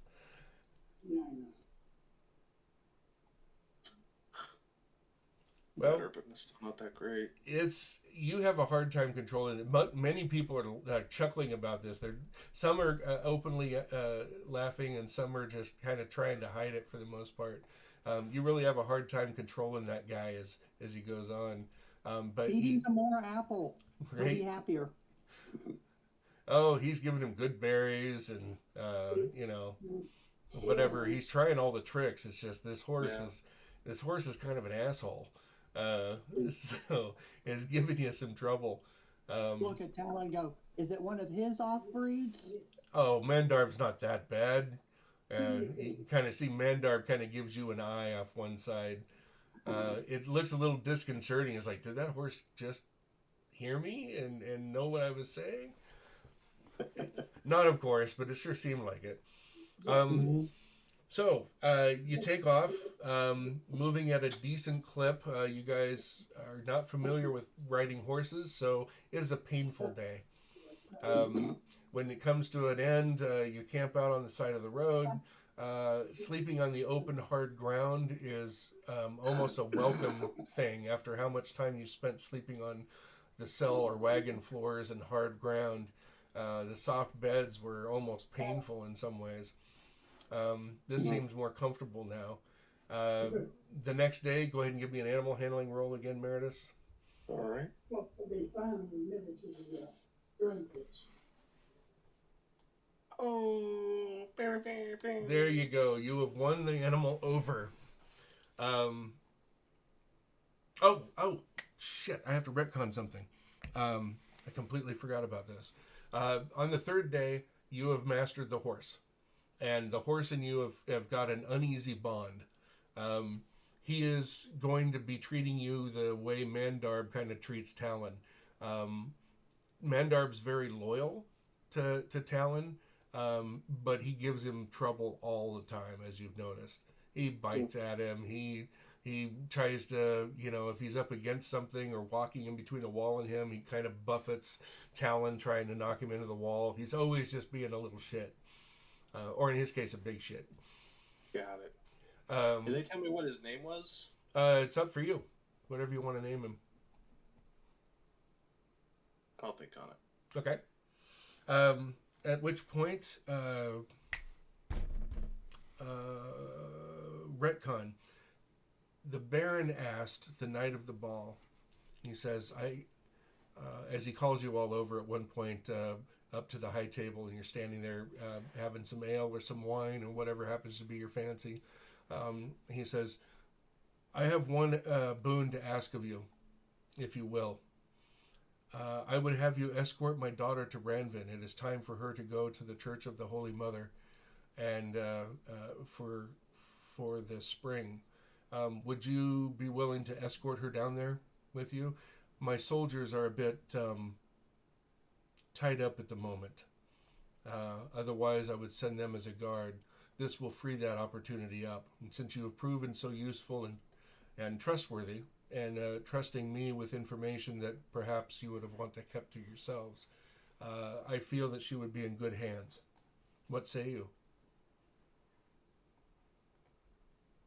Oh, you're muted. I kind of look at him and go, shouldn't be too big of a problem. We're going there anyways. Talon agrees. What say you, Meredith? I guess I'll be fine. Okay. So the next day, you're escorting a wagon with Estelle and two of her handmaidens with her. And the wagon moves a lot slower than you guys want to go. But you still will get to Ranvin within 2 solid days. You'll probably get there around 3 in the afternoon, something like that. As you come down the road, let's see.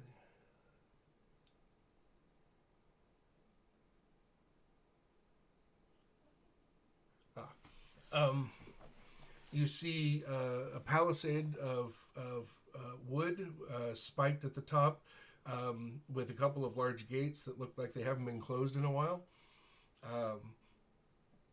There's a whole line of people that are leaving Ranvin at this point, and some coming in. Merchant caravan, things like this coming in towards the end of the day. So you have to wait in line. When you get there, they take down your names. They ask that you peace tie your weapons. Do you comply with that? Sure. Okay.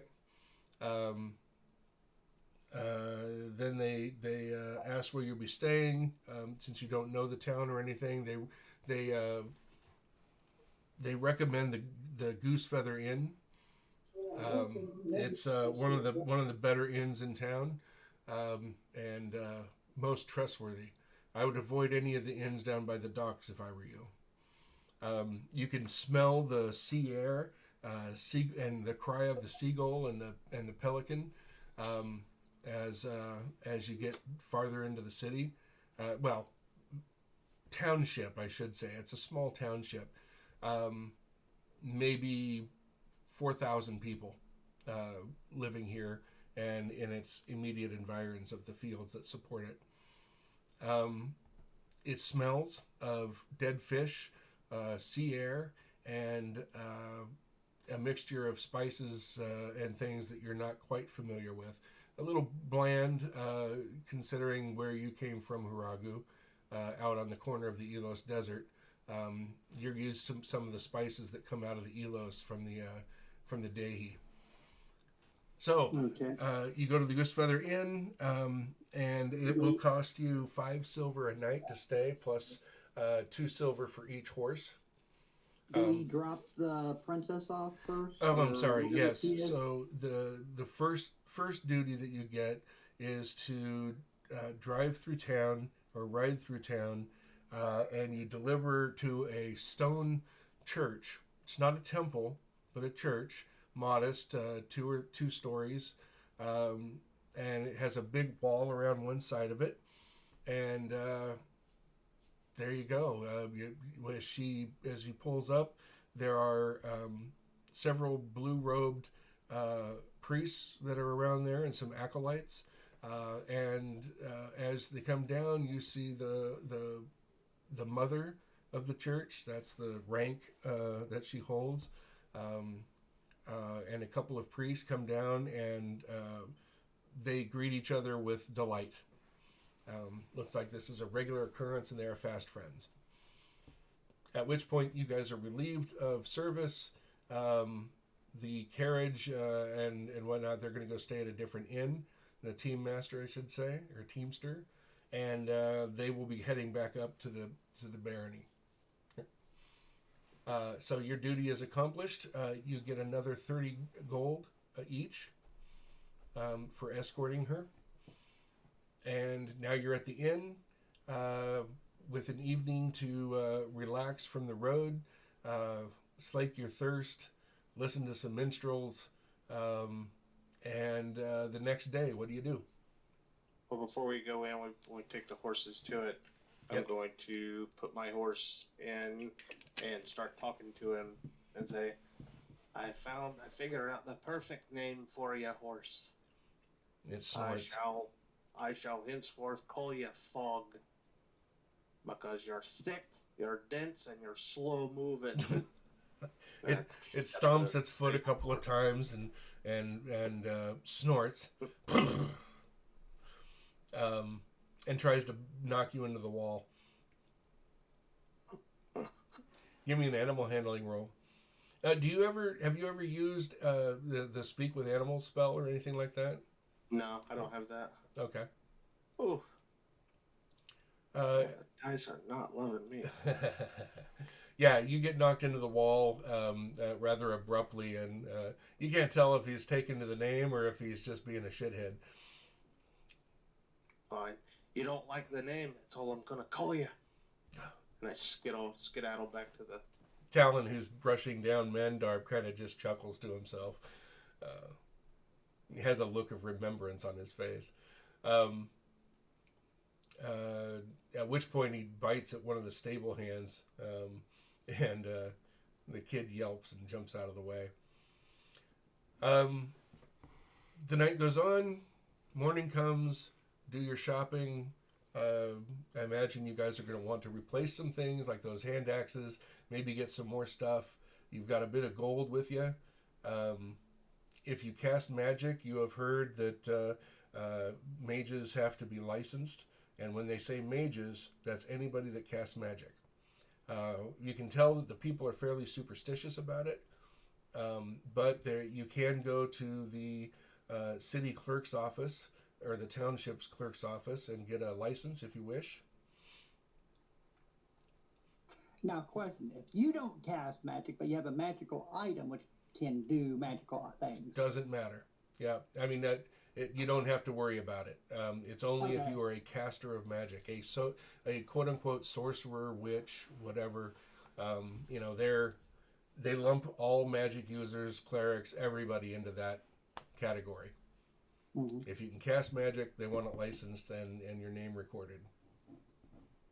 All right, he'll go and try and get a license. Okay. Do you want it just for the barony, or do you want it for the kingdom? And this is for a lifetime, so it's 10 gold for just the barony of Heinrich, and it's 100 gold for the whole kingdom. And as long as you have the paperwork with you, you can cast magic freely. Mm-hmm. I kind of look at Meredith and go, well, aren't we trying to get out of here and go into Elos Desert? So maybe if we can get out of here in the next day or so, as long as you don't do nothing, Right. would they really know? I mean, that's probably true. Mm-hmm. I do Okay. like to uphold with the law, but I just won't do any. Okay. Holding off. Good. Go ahead and buy whatever it is you want to buy. It's got a 15% markup over regular prices. Small town, Yeah. whatnot. It's a little more expensive to get certain things. Fish is really cheap. Needless to say, if you want a fish diet, all the fish dishes are half of what other things cost. Did we get anything from the Baron for helping us along our travels? That was just the 30 gold and the horses. Oh, okay. Yep. Like recommendation for a ship or anything like that to do the travel we need to do? Not yet. Not yet. Not yet. Okay. That comes after the next part. Oh. Depending on how well you do. A quiver that holds more than 20 arrows. Yeah, but you kind of don't want to use those because they become very cumbersome after a while. Mm-hmm. But yeah, you can certainly get one that holds 20 or 40. But you're not going to want to carry a whole lot else other than your bow and that quiver. Just because of the space it takes up, not because of the weight. Maybe a couple of the small belt ones. Yeah, you could put one that has 20 on your belt or your back, and your saddlebags on your horse. You could put a quiver next to them with a cover over the top of it to keep the rain off the fletching. Mm-hmm. Yeah, and have them ready available. I'm thinking more so to put on the horse to. Okay. Yep. Yeah, it'll cost you 2 gold for something like that. Okay. And then I'm gonna buy 40 arrows. Okay. Assume you'll buy rations and you'll buy all that kind of good stuff. Right. Yeah. Talon's recommending some cold weather gear, and since it's winter or the end of winter, there's still a lot of that you'll be able to buy. But we're going to the desert. Or I thought that's what our plan is. But maybe cold weather for the water if we have to take a ship to get there.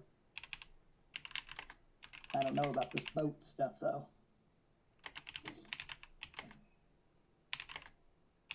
Where on the map are we? Aren't we like right over here? I'll show you here in just a Right second. Damon Meister just texted. Oh. So. Yeah. We'll be short one on Monday again. Now, so what part of the desert are we going to? Eos. I don't know which part. Yep. So. Well, you're going to go back the same way you came. Are we going to travel through the mountains, or are we going to try to do the ship around? The ship around's going to take forever. Well, I'm traveling through the mountains, that can take forever too, but... Yeah. But now we got 3 horses, so that'll make it a little bit more harder on the ship, too. Yeah, that's true. It don't matter. There we go. Uh, So I'm going to take this slight lull to say to all of our viewers out there, thank you for watching. We are in the middle of a fundraiser for RPGs4VETs. So please come and donate. Reach into your pockets and give us all your money. So it's for a worthy cause. We have a motto of healing through gaming, and every penny that you spend goes to supporting our service members and our veterans. So please donate, follow us on this Twitch channel, and basically come and join us. Follow us, subscribe, come and hang out with us. Okay, so that day is full of shopping. If there's anything that you kind of remember that you want to get, you can always retcon it and have picked up simple stuff. If you want any custom made things, that's a little different. So that evening, as you guys are bedded down for the night, planning on doing some more shopping the next day, picking up things you may have ordered, generally getting ready to hit the road again. A knock comes on Meredith's door late that night. Like, we're talking midnight, 1 o'clock, after you guys have been asleep for a couple hours. And there's a knock at the door, and it's a frantic knock. He'll get up and mosey to the door, Okay. and just crack it open. There is a blue-robed figure out there. The hood is down. You can tell that there's a little bit of rain out there right now. Nice, fun spring day, or spring night, where instead of snow you get the wonderful rain that is nice and bitter. I'm trying to get to the come on. There we go. Nope, I want that one.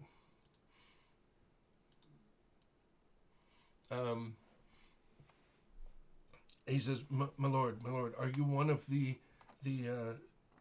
travelers who brought her ladyship Estelle to us from the Baron?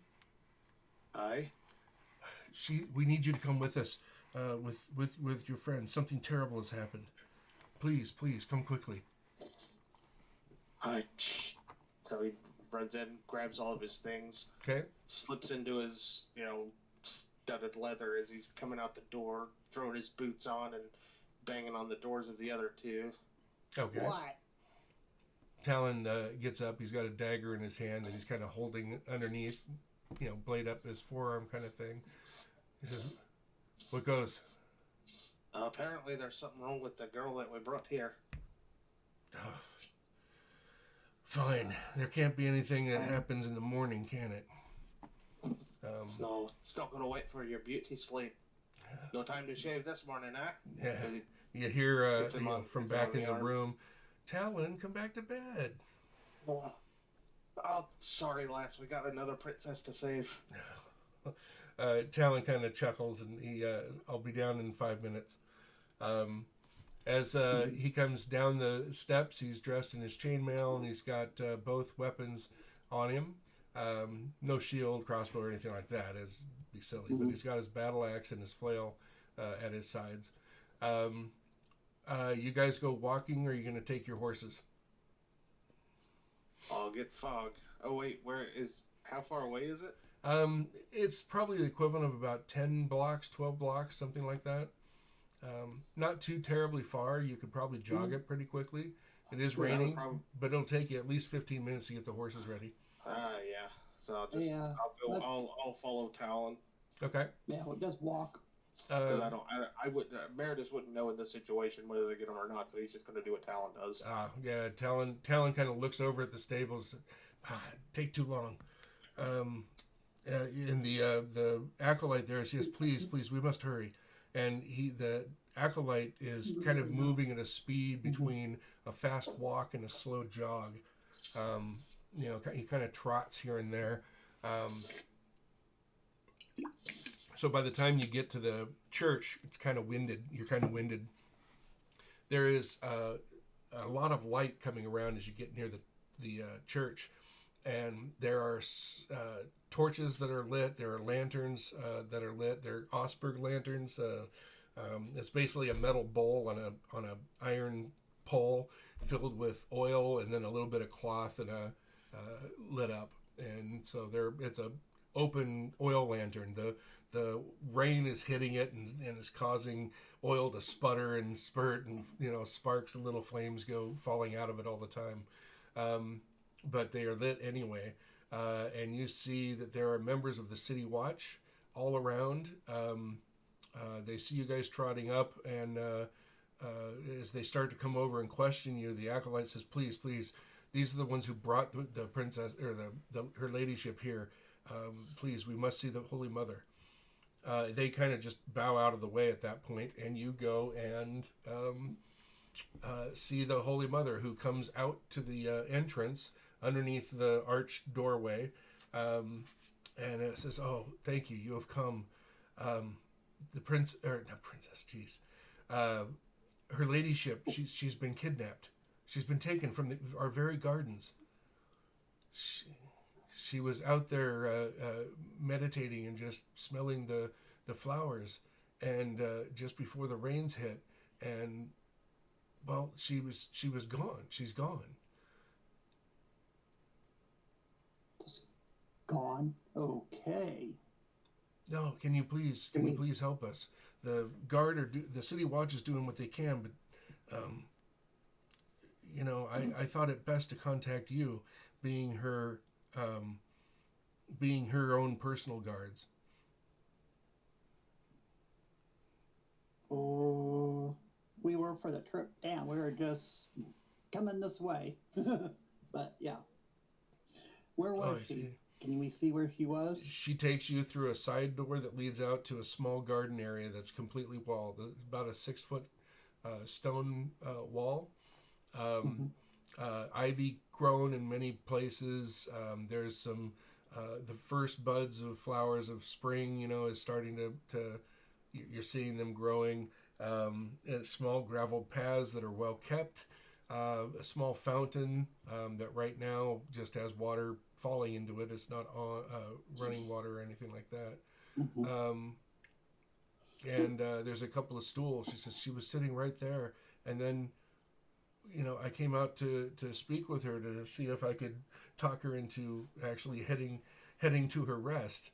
And I sent her handmaid down, and she came back all distraught. And we have not been able to find her anywhere. Meredith is going to quickly look at the ground and start looking for prints. Give me a investigation roll. Investigation or survival? Investigation first.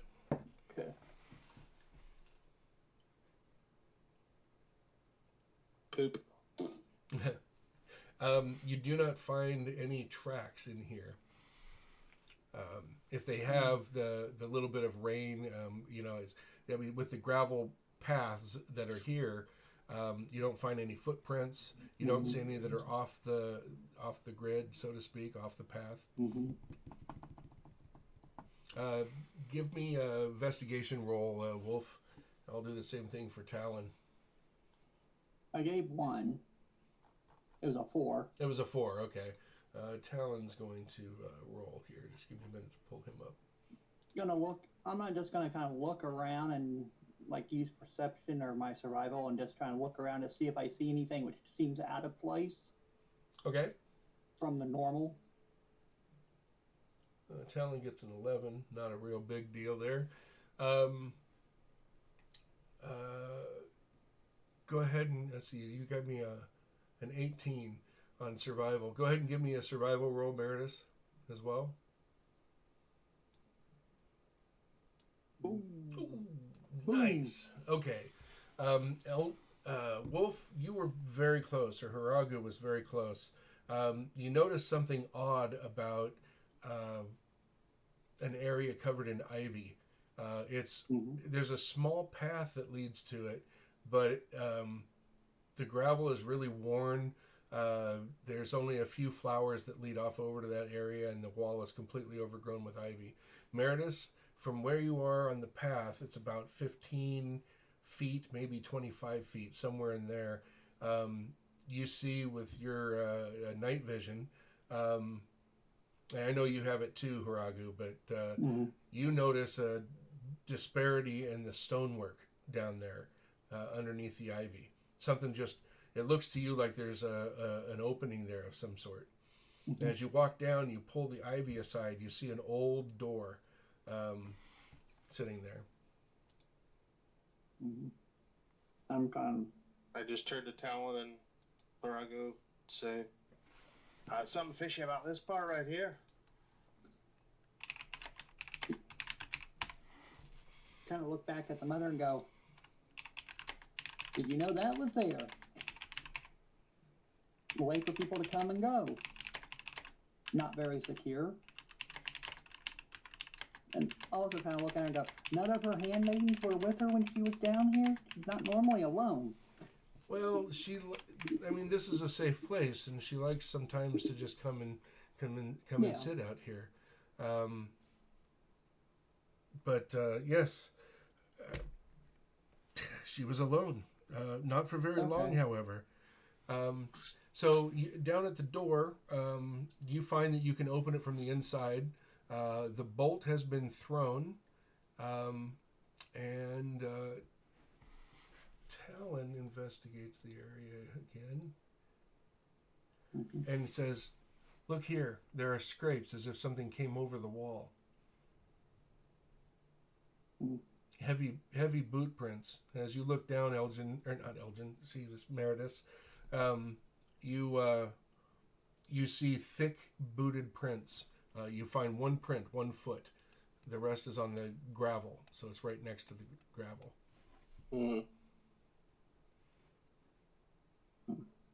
Do I recognize the print?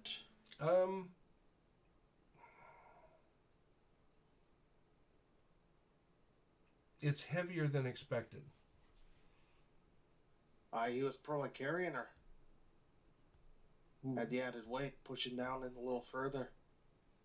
Yeah, but the bolt's thrown on the door too. Can we open the door and look in and see what's there? Give me a strength strength test, not a save. So roll on strength or roll on strength. thing? Okay. Yes, you get the door open. It comes open with a jar. You'd have to be pretty strong to open this thing. It kind of pops open after you strain on it for a minute. And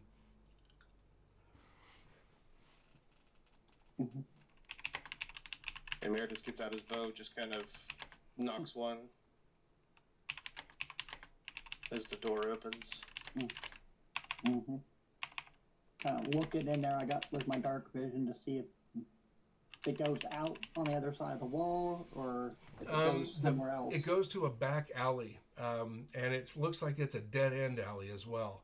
It's fairly narrow, and everybody give me another investigation roll.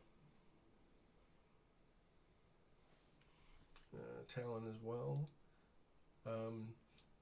The Holy Mother says, I forgot this door was here. It hasn't been used in decades. Well, it don't seem like it was used tonight, but it's getting used now. And kind of slide out into the alleyway. Okay, you slide out in the alleyway. Wolf, you notice that there appear to be a couple of tracks here that are fairly fresh in the rain. They look narrower than wagon tracks. They look like carriage tracks, really. And, this doesn't look like this alley has been used much for foot traffic. So you see some hoof prints. Looks to be one set. And then it heads out down the alley where you see an old man sitting under an awning. I look at Meredith and Talon and go, where did her teamster guy go stay? Because that looks like another carriage. Right. No, he was staying at another inn, one that's a little cheaper than you guys are at. You'd have to go and find it. Yeah. And find him. I mean, thinking about it, going, how many carriages run around town all the time? It's kind of convenient. But start walking down and see if I follow the tracks and stuff. Then we see the old man sitting there. Mm-hmm. Are you going with Meredith or? Yes. Yeah, Okay. Talon will as well. He doesn't think that there's anything more to find back in the garden. So he comes out and he's checking the back of the road, back near the other wall, that kind of thing, to see if there's anything there. Yeah, is there any way I can look to see maybe a direction? Well, it does turn back out of the cul-de-sac that you're in, where there's a couple other churches here. It's a large turnabout with a large fountain in the middle of it. The fountain's not of exquisite detail or anything like that, but still a nice fountain, and it's running. So it makes a big circular courtyard, maybe, where you can walk around to each of the churches. There's maybe 5 of them here, and it looks like the carriage turned left. You can barely make the main road. onto the main road, where the tracks kind of disappear into other tracks. I walk up to the guy sitting there. You see a carriage come through here tonight recently? What was that? A marriage? No, I'm not married, sir. No, haven't been married in a long time. What? Carriage, horse-drawn carriage for ladies. Of course. The stable down the road. There's a teamster down there in a barn. You can get a carriage down there. Did you see one come down here tonight in front of you? Yeah, I have. Reminds me of a time back, I don't know, maybe 30 years ago. I had a ride in one of those, I did. No, tonight, not 30 years ago, tonight. What was the question again? Did a carriage come down here tonight and stop to pick up a lady? A lady. Ladies' carriage? Yeah. No, I haven't seen any of them. Yeah, they carry babes. No, I have not seen one of them. Meredith, I'll look over at town and go, to the horses? Let's go check. I just kind of look at him and go, let's go check on her carriage driver and see if he's still here. Oh yeah, a carriage. Yeah, yes, one came through here and had a driver. Short little guy. Had a bit of a limp. He did. He got off. He had backed the carriage up into this. Right here, where you be standing. Strange thing happening all in the middle of the night and all. Did somebody get in with him? Oh, I don't know, sir. I couldn't see back there. See, it's dark at night, and my eyes aren't as good as they used to be. Not when I was young. Boy, back in the day, I could spot a hawk on a foggy day.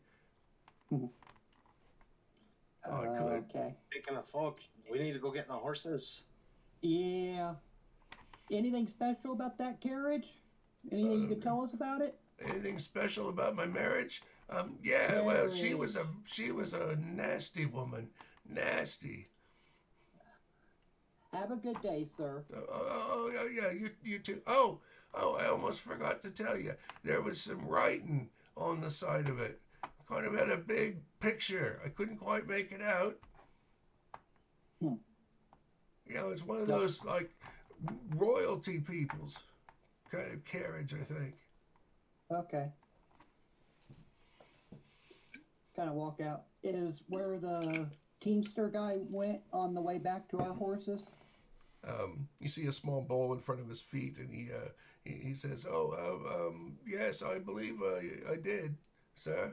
Kind of had a horse, and it'd be kind of strange having that little guy pull that carriage all by itself. It would. I toss him 2 gold and start heading away. Okay. Yeah. Oh, Yep. I thank you, sir. Thank you. At Kinda this looking- point, you realize looking- he's completely blind, right? He's Yeah. Ugh. he's been kind of looking at you kind of strangely, and now you know why. Uh-huh. Look at Talon and go, where her teamster went, it stayed the night. You know where that inn is? Is it on the way to our horses? I don't know. Sorry, I don't know. I'm sure we'll be able to ask one of the guards right around the corner here. Yeah. Okay. Go around and do that. As you turn around, the old man is gone. Oh, good. Yay. The More bowl is still mystical. there, but the bowl is empty. It was literally only seconds, right? Less than a minute. You turned around, discussed some things. You turn back around, and he's gone. What is it with people showing up and disappearing? That was truly unnerving. Yeah. Well, strange occurrences all around, everywhere we go, it seems. Mm-hmm. Well, nothing for it. Let's go. Yeah. Goes around the corner and he asks one of the guards and asks him where that inn is. He tells you. You spend another 20 minutes walking in the rain. You're completely soaked by the time you get to the other inn. You go and wake up the teamster and he's there. The carriage is out in the back and he was asleep and actually fairly hungover. It looks like now that he's talking to you. Looks like he was pretty deep in his cups. Yeah. Okay. Well, I kind of look at him and go, well, it wasn't him. Well, there's not a whole lot of noble houses here. There are some that are a bit nicer than some, but I can't imagine anything with a carriage being here in Ranvin. Okay. I look at him and go, up and up. Who has a problem with the Baron here? Nobody, And would take his daughter. nobody, sir. Not that I can think of. The Baron might be a bit strict, but he's also a good man. Mm-hmm. He gave some candy to my chillins last holy day. What kind of a mean man would do that? I say. Okay. You bring the lady here often? Every summer or every spring, like clockwork. Has she ever gotten you to take her anywhere? Oh no, sir. I usually stop, drop her off, and then I leave her in the hands of the clergy. Okay. I say we go kind of look at him and go, well, he wasn't part of this, so do we go back to the church or go get our horses? Meredith looks at Talon. Talon looks down at you and if they've left by carriage, there's no way we catch them on foot, especially in this rain. Mm-hmm. My guess, we check with the front gate. Okay. And if not, then I am at a loss. Maybe the docks. Yeah. I was going to say, between that and check with her ladies and waiting and some of the acolytes and stuff and see if she's gone anywhere at night while she's been here. Not while she's been here. When you go back to the church and ask the questions, there's some things they don't want to talk about it, but eventually you kind of get it out of them that no, she likes to go down to the tavern sometimes, and she likes to take money from the soldiers down there or the sailors. She's very good at cards. But nobody's ever come pick her up from the back alleyway? Oh, no, sir. She's a good lass. She wouldn't go home with anybody. Oh, I'm not saying she would. I'm just saying, does she get rides or does she normally walk? Oh, no, she walks, sir. There's really no... well, we don't have any service here, trotting around. Ranvin's not that big.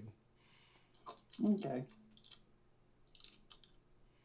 So Just trying to come up with reasons why somebody would pick her up. So I guess get our horses and go to the gate Okay. and check with them first.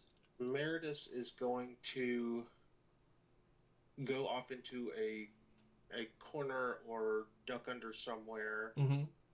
to where nobody's looking or seeing him, and he's going to use his primeval awareness ability. Oh, interesting.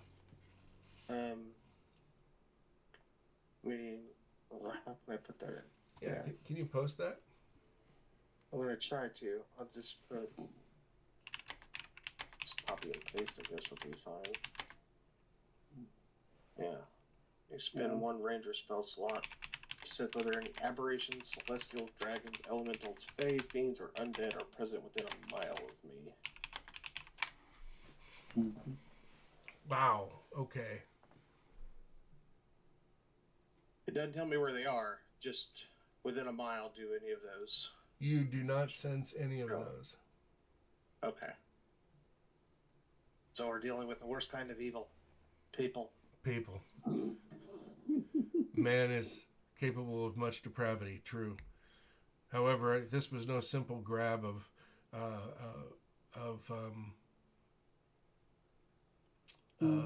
somebody. This had a purpose. What that purpose is, I do not know.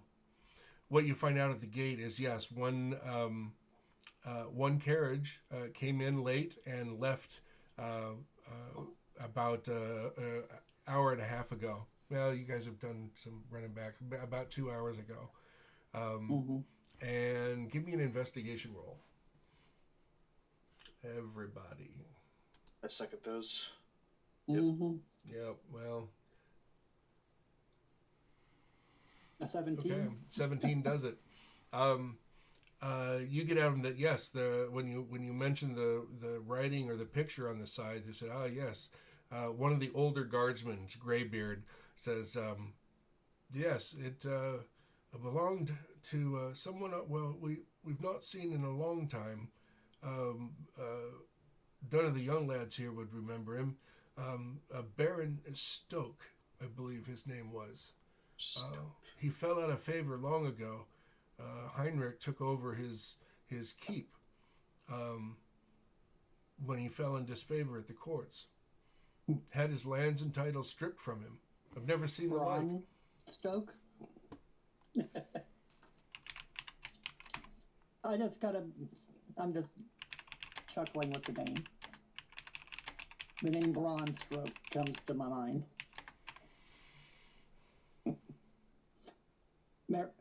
And I guess Meredith doesn't put it together. There's Meredith. Bronze Stroke, Dracula. Bram Stoker's. Oh, that's Bram Stoker. Yeah. Yeah. Oh, I'd remember that play. Not many plays where I've come from. No. I'll take your word for it. So, do you guys leave town? Oh yeah. Okay. I go get fog. Anything to get fog out into the rain and mud to make him upset. Well, you succeed. Yeah. He's a very disgruntled horse right now.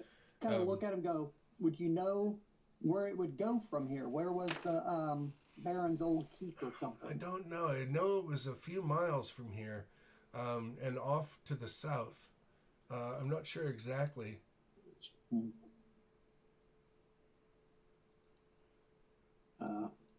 Kind of looking around. Ain't nobody else around. Okay, I guess we go searching for stuff in the middle of the night with no clue where it is. I'm gonna look and see, like, when it leaves the gate, which direction the tracks go. Well, unfortunately, there's a lot of tracks. It kind of, kind of blends in the mud, right? It's raining enough. They said it went south, though? Yep. So within about an hour and a half, you find a track that leads off to the side. There's a impression on the side of the road about 5 feet back in where the grass is not growing. You kind of see it from horseback. If you were walking, you'd never notice it. When you look down in there, there's an iron fence post that's laying down on its side, and kind of not engraved but cut out from a short iron placard is the word Stoke on it.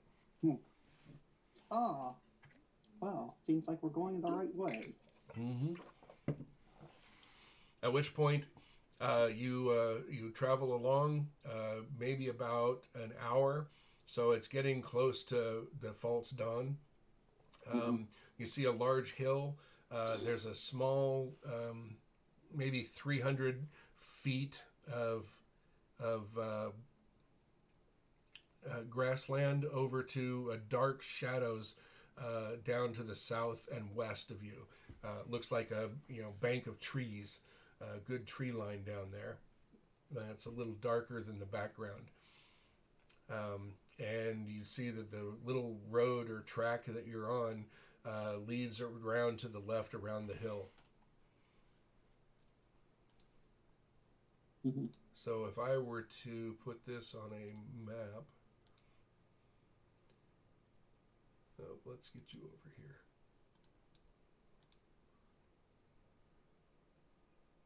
Hello, Farron. Oh, yep, again, he's stalking us. And the his road, buddies. the road comes around like this and circumvent and goes around it. Whoa, what the hell? Let's get rid of that. The road comes down like this. And you guys are about right here. And there's the lee of a hill right here. And the road goes around the hill. Then down here, along this way, that's where it's about 300 feet to the trees. Yeah, that's a good tree right there. That's quality. We here at Roll the Dice believe in quality graphics for our players. Mm-hmm. Now, can I perceive anything? How do you mean? Can I take a look around to see if I see movement in the tree line? Is there movement on the hill? Do I see dust cloud forming from a carriage that rode by or anything like that? Well, again, it's raining, so you wouldn't see a dust cloud or anything. Yeah. But no, you see no movement out here at all.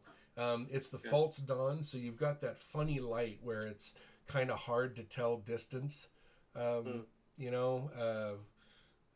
It's about that hour before true dawn, so it's lighter, but it's kind of an ethereal moment of night. Not quite day, not quite night. And you lose vision of the road, of course, as it goes around the hill. Mm-hmm. Keep going down the road and see where this takes us. We seem to think this might be where the wagon went. Well, be quiet about it or just go. I don't think any of us are very quiet with these horses. No, I am not a quiet type. I say we just go down there and we start asking ever, and if we don't get the answers we like, we make them tell us. Yep. Sounds good to me. I will not have a woman in distress if I can do anything to mm-hmm. if I can do anything to help it. Yeah. So traveling around once you get around the lee of the hill, or do you go up to the top of the hill and look down first? What do you guys do? That would probably be what Meredith would want to do, okay. Whether the other two wanted to or not. Yeah. Give me a stealth roll at advantage. Let's just do it if you're twice. sneaking. Yeah. I mean, you're the only one which really does range. So. That one and again. Why is it? Okay, there it goes. 19. All right. But No, the dice just don't like you on animal handling. Everything else it likes you. Yeah. Yeah. Right. Or investigation. I don't do investigation. Oh yeah. I just look at the other two and I go, I'd be all right there. And you just kind of down to the tall grass. Mm-hmm.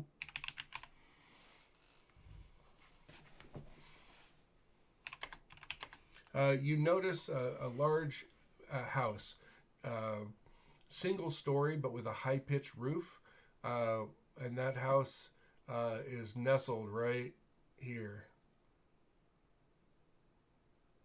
You are looking down, but you can't see past it because of the high-pitched roof. Mm-hmm. So it's on top of the hill? No, it's at the bottom of the hill. Oh, on the other side. Okay. Yeah, and this in a little this valley. part here is kind of a very steep incline coming down. Gotcha. And the distance between where you are on the hill and the distance to where the house is probably about 200 feet. Wow, okay. Alright. So I'll mosey my way back and tell them what I found. Okay. There's a house set up on the hill. I would expect that that's where she's being kept. Did you see any lights? I couldn't see anything past the roof. It's got a real steep roof. Okay, all right. Well, I say we just go straight up the middle. You just go up to the door and knock. Okay. Did you guys travel around? When you get to about here, you start getting this strong sense of foreboding, and the horses start to get very, very skittish. As you come around, you see the place is boarded up. Well, not boarded. There's no wood across the windows, but the shutters are all closed on all the windows. There's a large carriage house. Let me get us to the right map and reset something. Give me just a moment here. Back of the wine dishes. Right.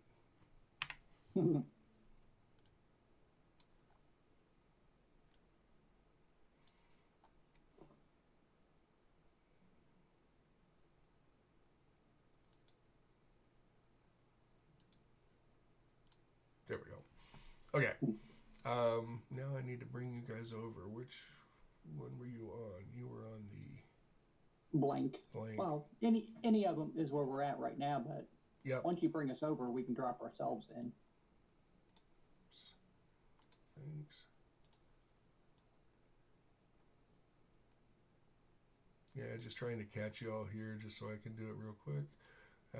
Pulling you over now. There it is.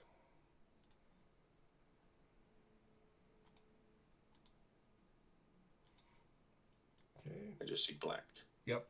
I'll have it revealed in just a moment. Okay. I was like, uh-oh. Yeah, if Fog of War decides to work tonight. Firework. Right. Gotcha. So far, so good. Yeah, something showed up. Ah. Okay. You see a door right here, fairly ornate, but looks like it is rusted. Not rusted. Old and ill cared for. You also see a large or a door over here and two large doors here. But I need you all to give me a wisdom save.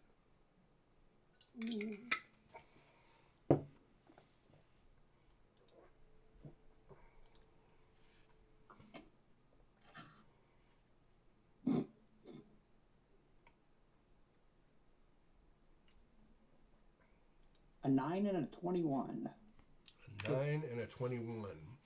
The 9, you are overcome with fear and terror to the roots of your soul. I got to make Talon's roll too here. Talon's okay and Meredith is okay, but you and you need to roll for your animal handling on your horse too. Okay. Meredith's horse Fog and Mandar seem to be doing okay. Nicely done. My horse is fine. Well, and that's because you're running away. You start to flee. There's a gate right here that you guys hadn't gone through yet, and Hiragu just turns around with a yell and starts riding down that road at a fast gallop. What do you do? Where the hell's he going? I don't know, but I don't like this place. I guess Hiragu doesn't like it either. Let's go after him. Or you wait here, I'll go after him. One of the two. All right, I'm gonna keep an arrow knocked and just be like moving one door to Sure. the next, and trying to. You are feeling like a typical horror movie where something's moving about the house, and you hear things and things that go bump in the night. The cellar door opens up and there's green fog rolling out of it, right? And you're like, oh shit, I need to get out of here. But instead, I'm going to grab a baseball bat and go in the creepy cellar. That's the kind of situation that you're in here. The house is the creepy cellar, and you're going to go into this thing, but you don't want to, right? You're barely keeping yourself from pissing yourself right now. Actually, I'm gonna tell Talon, no, I'll get him. I can take care of him.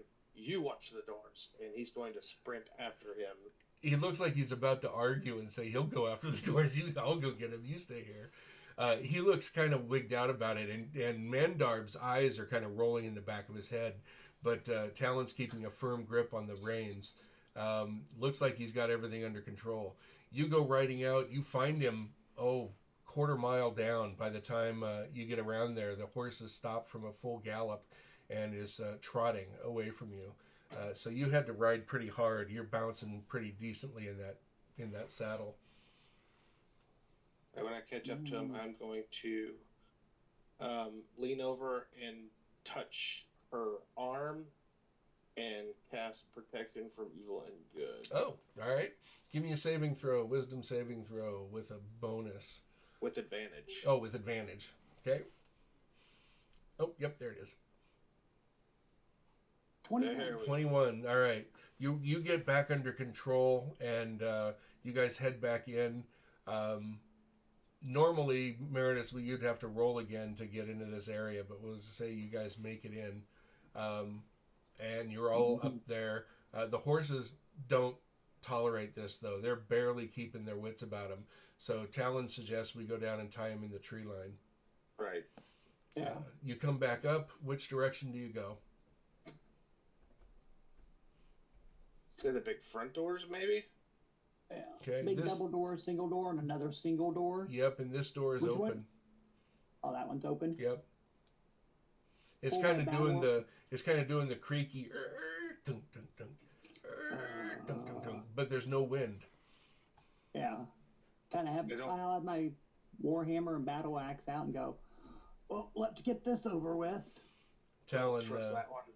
Talon undoes the peace ties on his weapon. Mm-hmm. And starts moving forward. So you guys are going into the stable. It's obviously a carriage house or stable or something. Yeah, and I can't move my character on this map. What? I can move Archie, but or am I trying to move I was trying to move Talon. Never mind. Gotcha. All right. Move Archie off to the side here since he's not here. When you look into the building, you see a large room, wood pile to your left with a hatchet buried in it, a hay bale with a wooden pitchfork. You see 2 horses and a carriage in there. On the carriage on the side is a coat of arms that you don't recognize.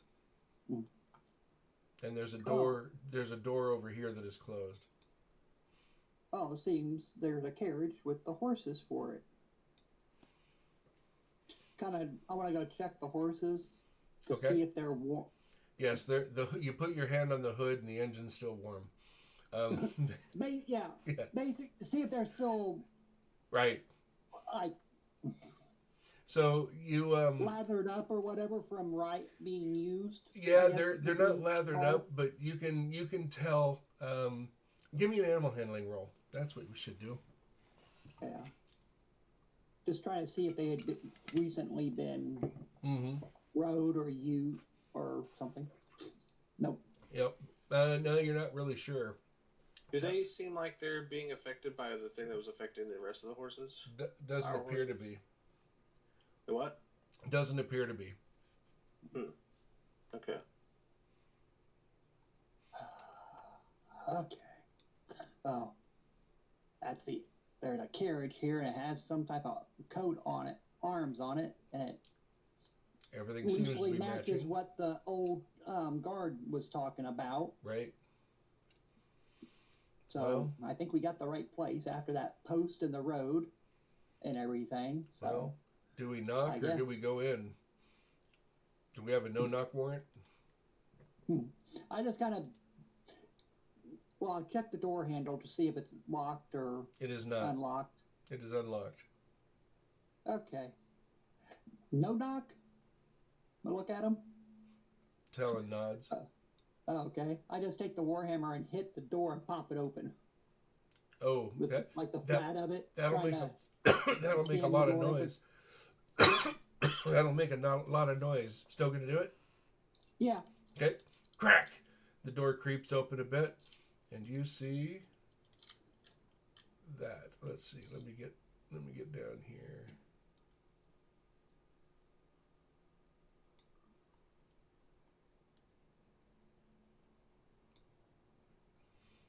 So that's what you see with the door cracked open.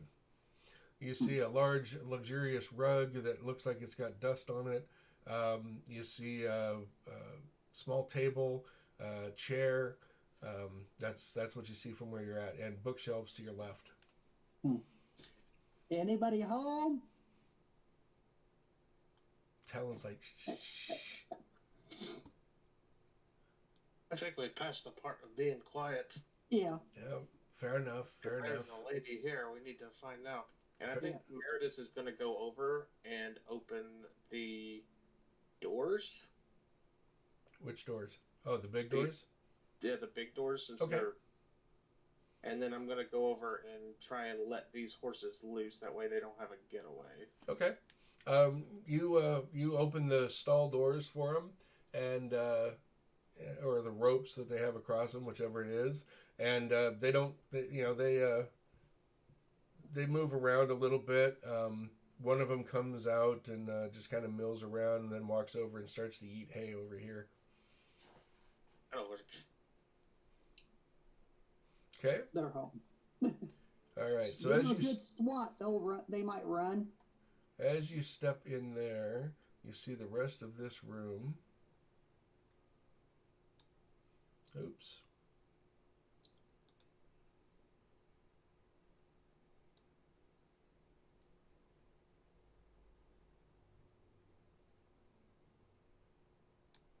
Okay. Kind of look at Meredith and go, "You got anything else besides that bow? Something for a little bit closer, since we're going indoors, or you need a couple axes, hand axes." Hold on. We got daggers. I gotta Talon hold up the Talon- two small hand axes. Talon reaches up or reaches down, grabs his battle axe, and hands it back to you. I don't like getting close. Well, you're going to be in a house. I don't think that giant bow of yours is going to do any good in here. Mm-hmm. All right. You know how you use that thing? I believe so. I hope the dwarf would know how to use an axe. Yep. I think dwarves can use axes and hammers as a martial weapon. Of course, as a cleric, you get martial weapons too. Oh no, you're a druid. Druid. Oh, no, I'm a ranger. Ranger. Oh, that's right. I keep forgetting. With some of the stuff you can do. Yeah, you can use an axe, no problem. Yeah. Okay. All right. As you guys walk in there and start to kind of look around, I'll lighten this room up here. And I'm just keeping an eye behind us. Oh, okay. You got it. Going to reveal.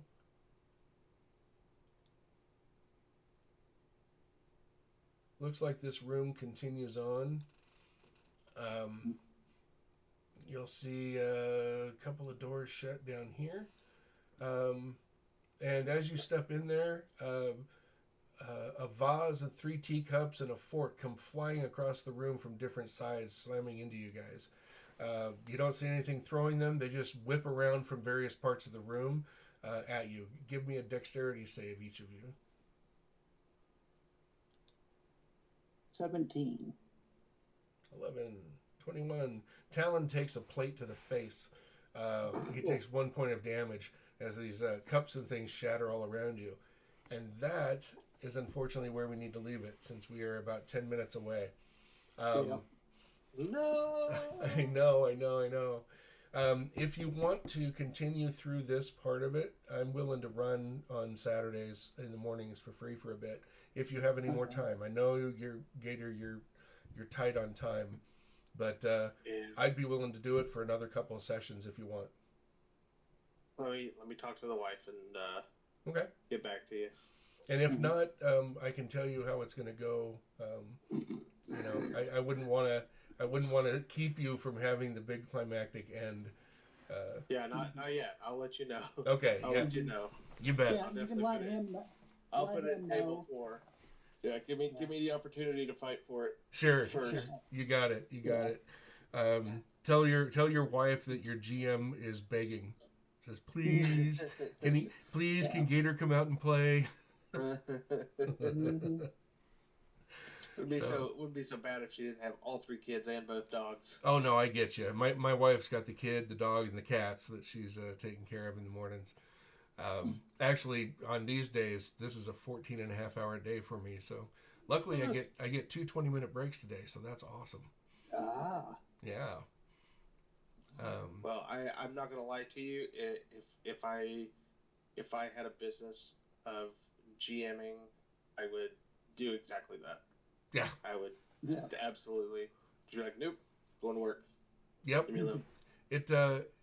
Well, and with all the background stuff you have to do, the prepping and learning new things and whatnot, it's beyond a full-time job, and I hardly feel like I'm working.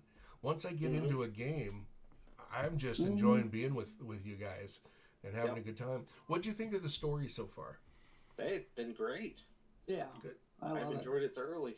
Good. And this is where you guys have one of your more classic scenarios coming up, and then after that, you guys just kind of choose what you want to do. You've reached the sandbox end of the thing, where I stop leading you around by plot nose, and you start making your own decisions about which way you're going to go, and then I just fill in the rest.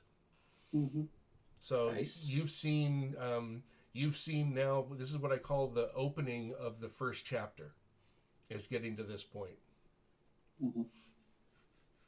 So all this just sets the plot for the rest of the time you play. yeah, exactly. Yes. And Wolf has been kind enough to run through this a second time. Did you learn anything new out of this way, considering the way you guys went last time? We didn't come in on the horse, so we didn't see the little iron piece, and we didn't think from the guard. We got something from one of the people in town. Ah, right. Yes. From an old caravan which had sweetbreads or something. Oh, right. Yep. Yeah, most of that stuff is just we stuff did that during the day, so right. that was where the difference was. And only one person went and searched out the church. Right. So each of these games, I'm running 13 of them, I think, or 12 of them that are doing all Gems of Calathos, which is why I get a little scatterbrained sometimes about where we're at. They're all so different. One of them told Baron Heinrich basically to fuck off. They got pissed off and kicked out of the keep. So it's all turns out very different in each one of them. I don't want to throw things too much. Right. Yeah, I didn't want to throw things too much into chaos. I still wanted to go through and slap the one guy. Oh yeah, of course. So anyway, hopefully you'll be able to come out and play, and I'll be happy to run you guys through Stoke. It's startling. Mm-hmm. I hope. Oh yeah, the flying dishes are fun. Oh yeah, this is fun. So, there you are. I've got some work I got to do before the next game at noon. So, thank you all noon for having me. Yeah. Oh yeah. You bet. And I'm to all of our viewers out there. Please go ahead and donate, follow us, subscribe to MVG's charity stream. Yep. It's a worthy cause. And also, if you need any a game master for anything, come to rollthedice.org. I'll be happy to hook a game up for you. Mm-hmm. So, Or there's a bunch of them running again in April. oh yes, that's right. We have another throughout the fundraiser. week. Yep. So anybody wants to play, check in with people and see if there's an open spot for you. Yeah, absolutely. We'd be glad to have you at our tables. So yeah, there's going to be another charity run all next month. So, all right. Well, goodbye everybody, and I'll see you all in an hour. Chat. Oh, what do we got? I don't see the charity chat, unfortunately. Oh, there we go. Type your Peter please Guy. for Meredith in the game to Keep Meredith the Navigator's wife. Oh, thank you, Renee, for your wonderful comments there. Hello, Sergeant Hine. New name for me here. Same thing with Zender Forgone. So yeah, thanks for coming in. To pull in. Yeah, Renee absolutely. Renee would be a fun one to pull into a game. Absolutely. Well, I've got a couple of MVG games going, and I'm happy to do another one. I will support MVG with my last breath. So I love the I love the concept of what you guys do, healing through gaming. It's something that I've always thought about. And I've thought about doing several fundraisers, but you guys are like the perfect fit for what I've been looking for. There's another place called, what is it now? Bodhana, which they do children counseling through gaming. So behavioral counseling through gaming. That's great. So, yeah, but MVG, it's the place to be. Looks like we froze again. My nerd certification, I guess they call it. There's a group which does certifications for gaming and stuff with peer support and therapy and stuff like that. And there's actually a nerd certification for doing gaming and stuff. Oh, is there really? Oh, that's funny. I didn't realize that.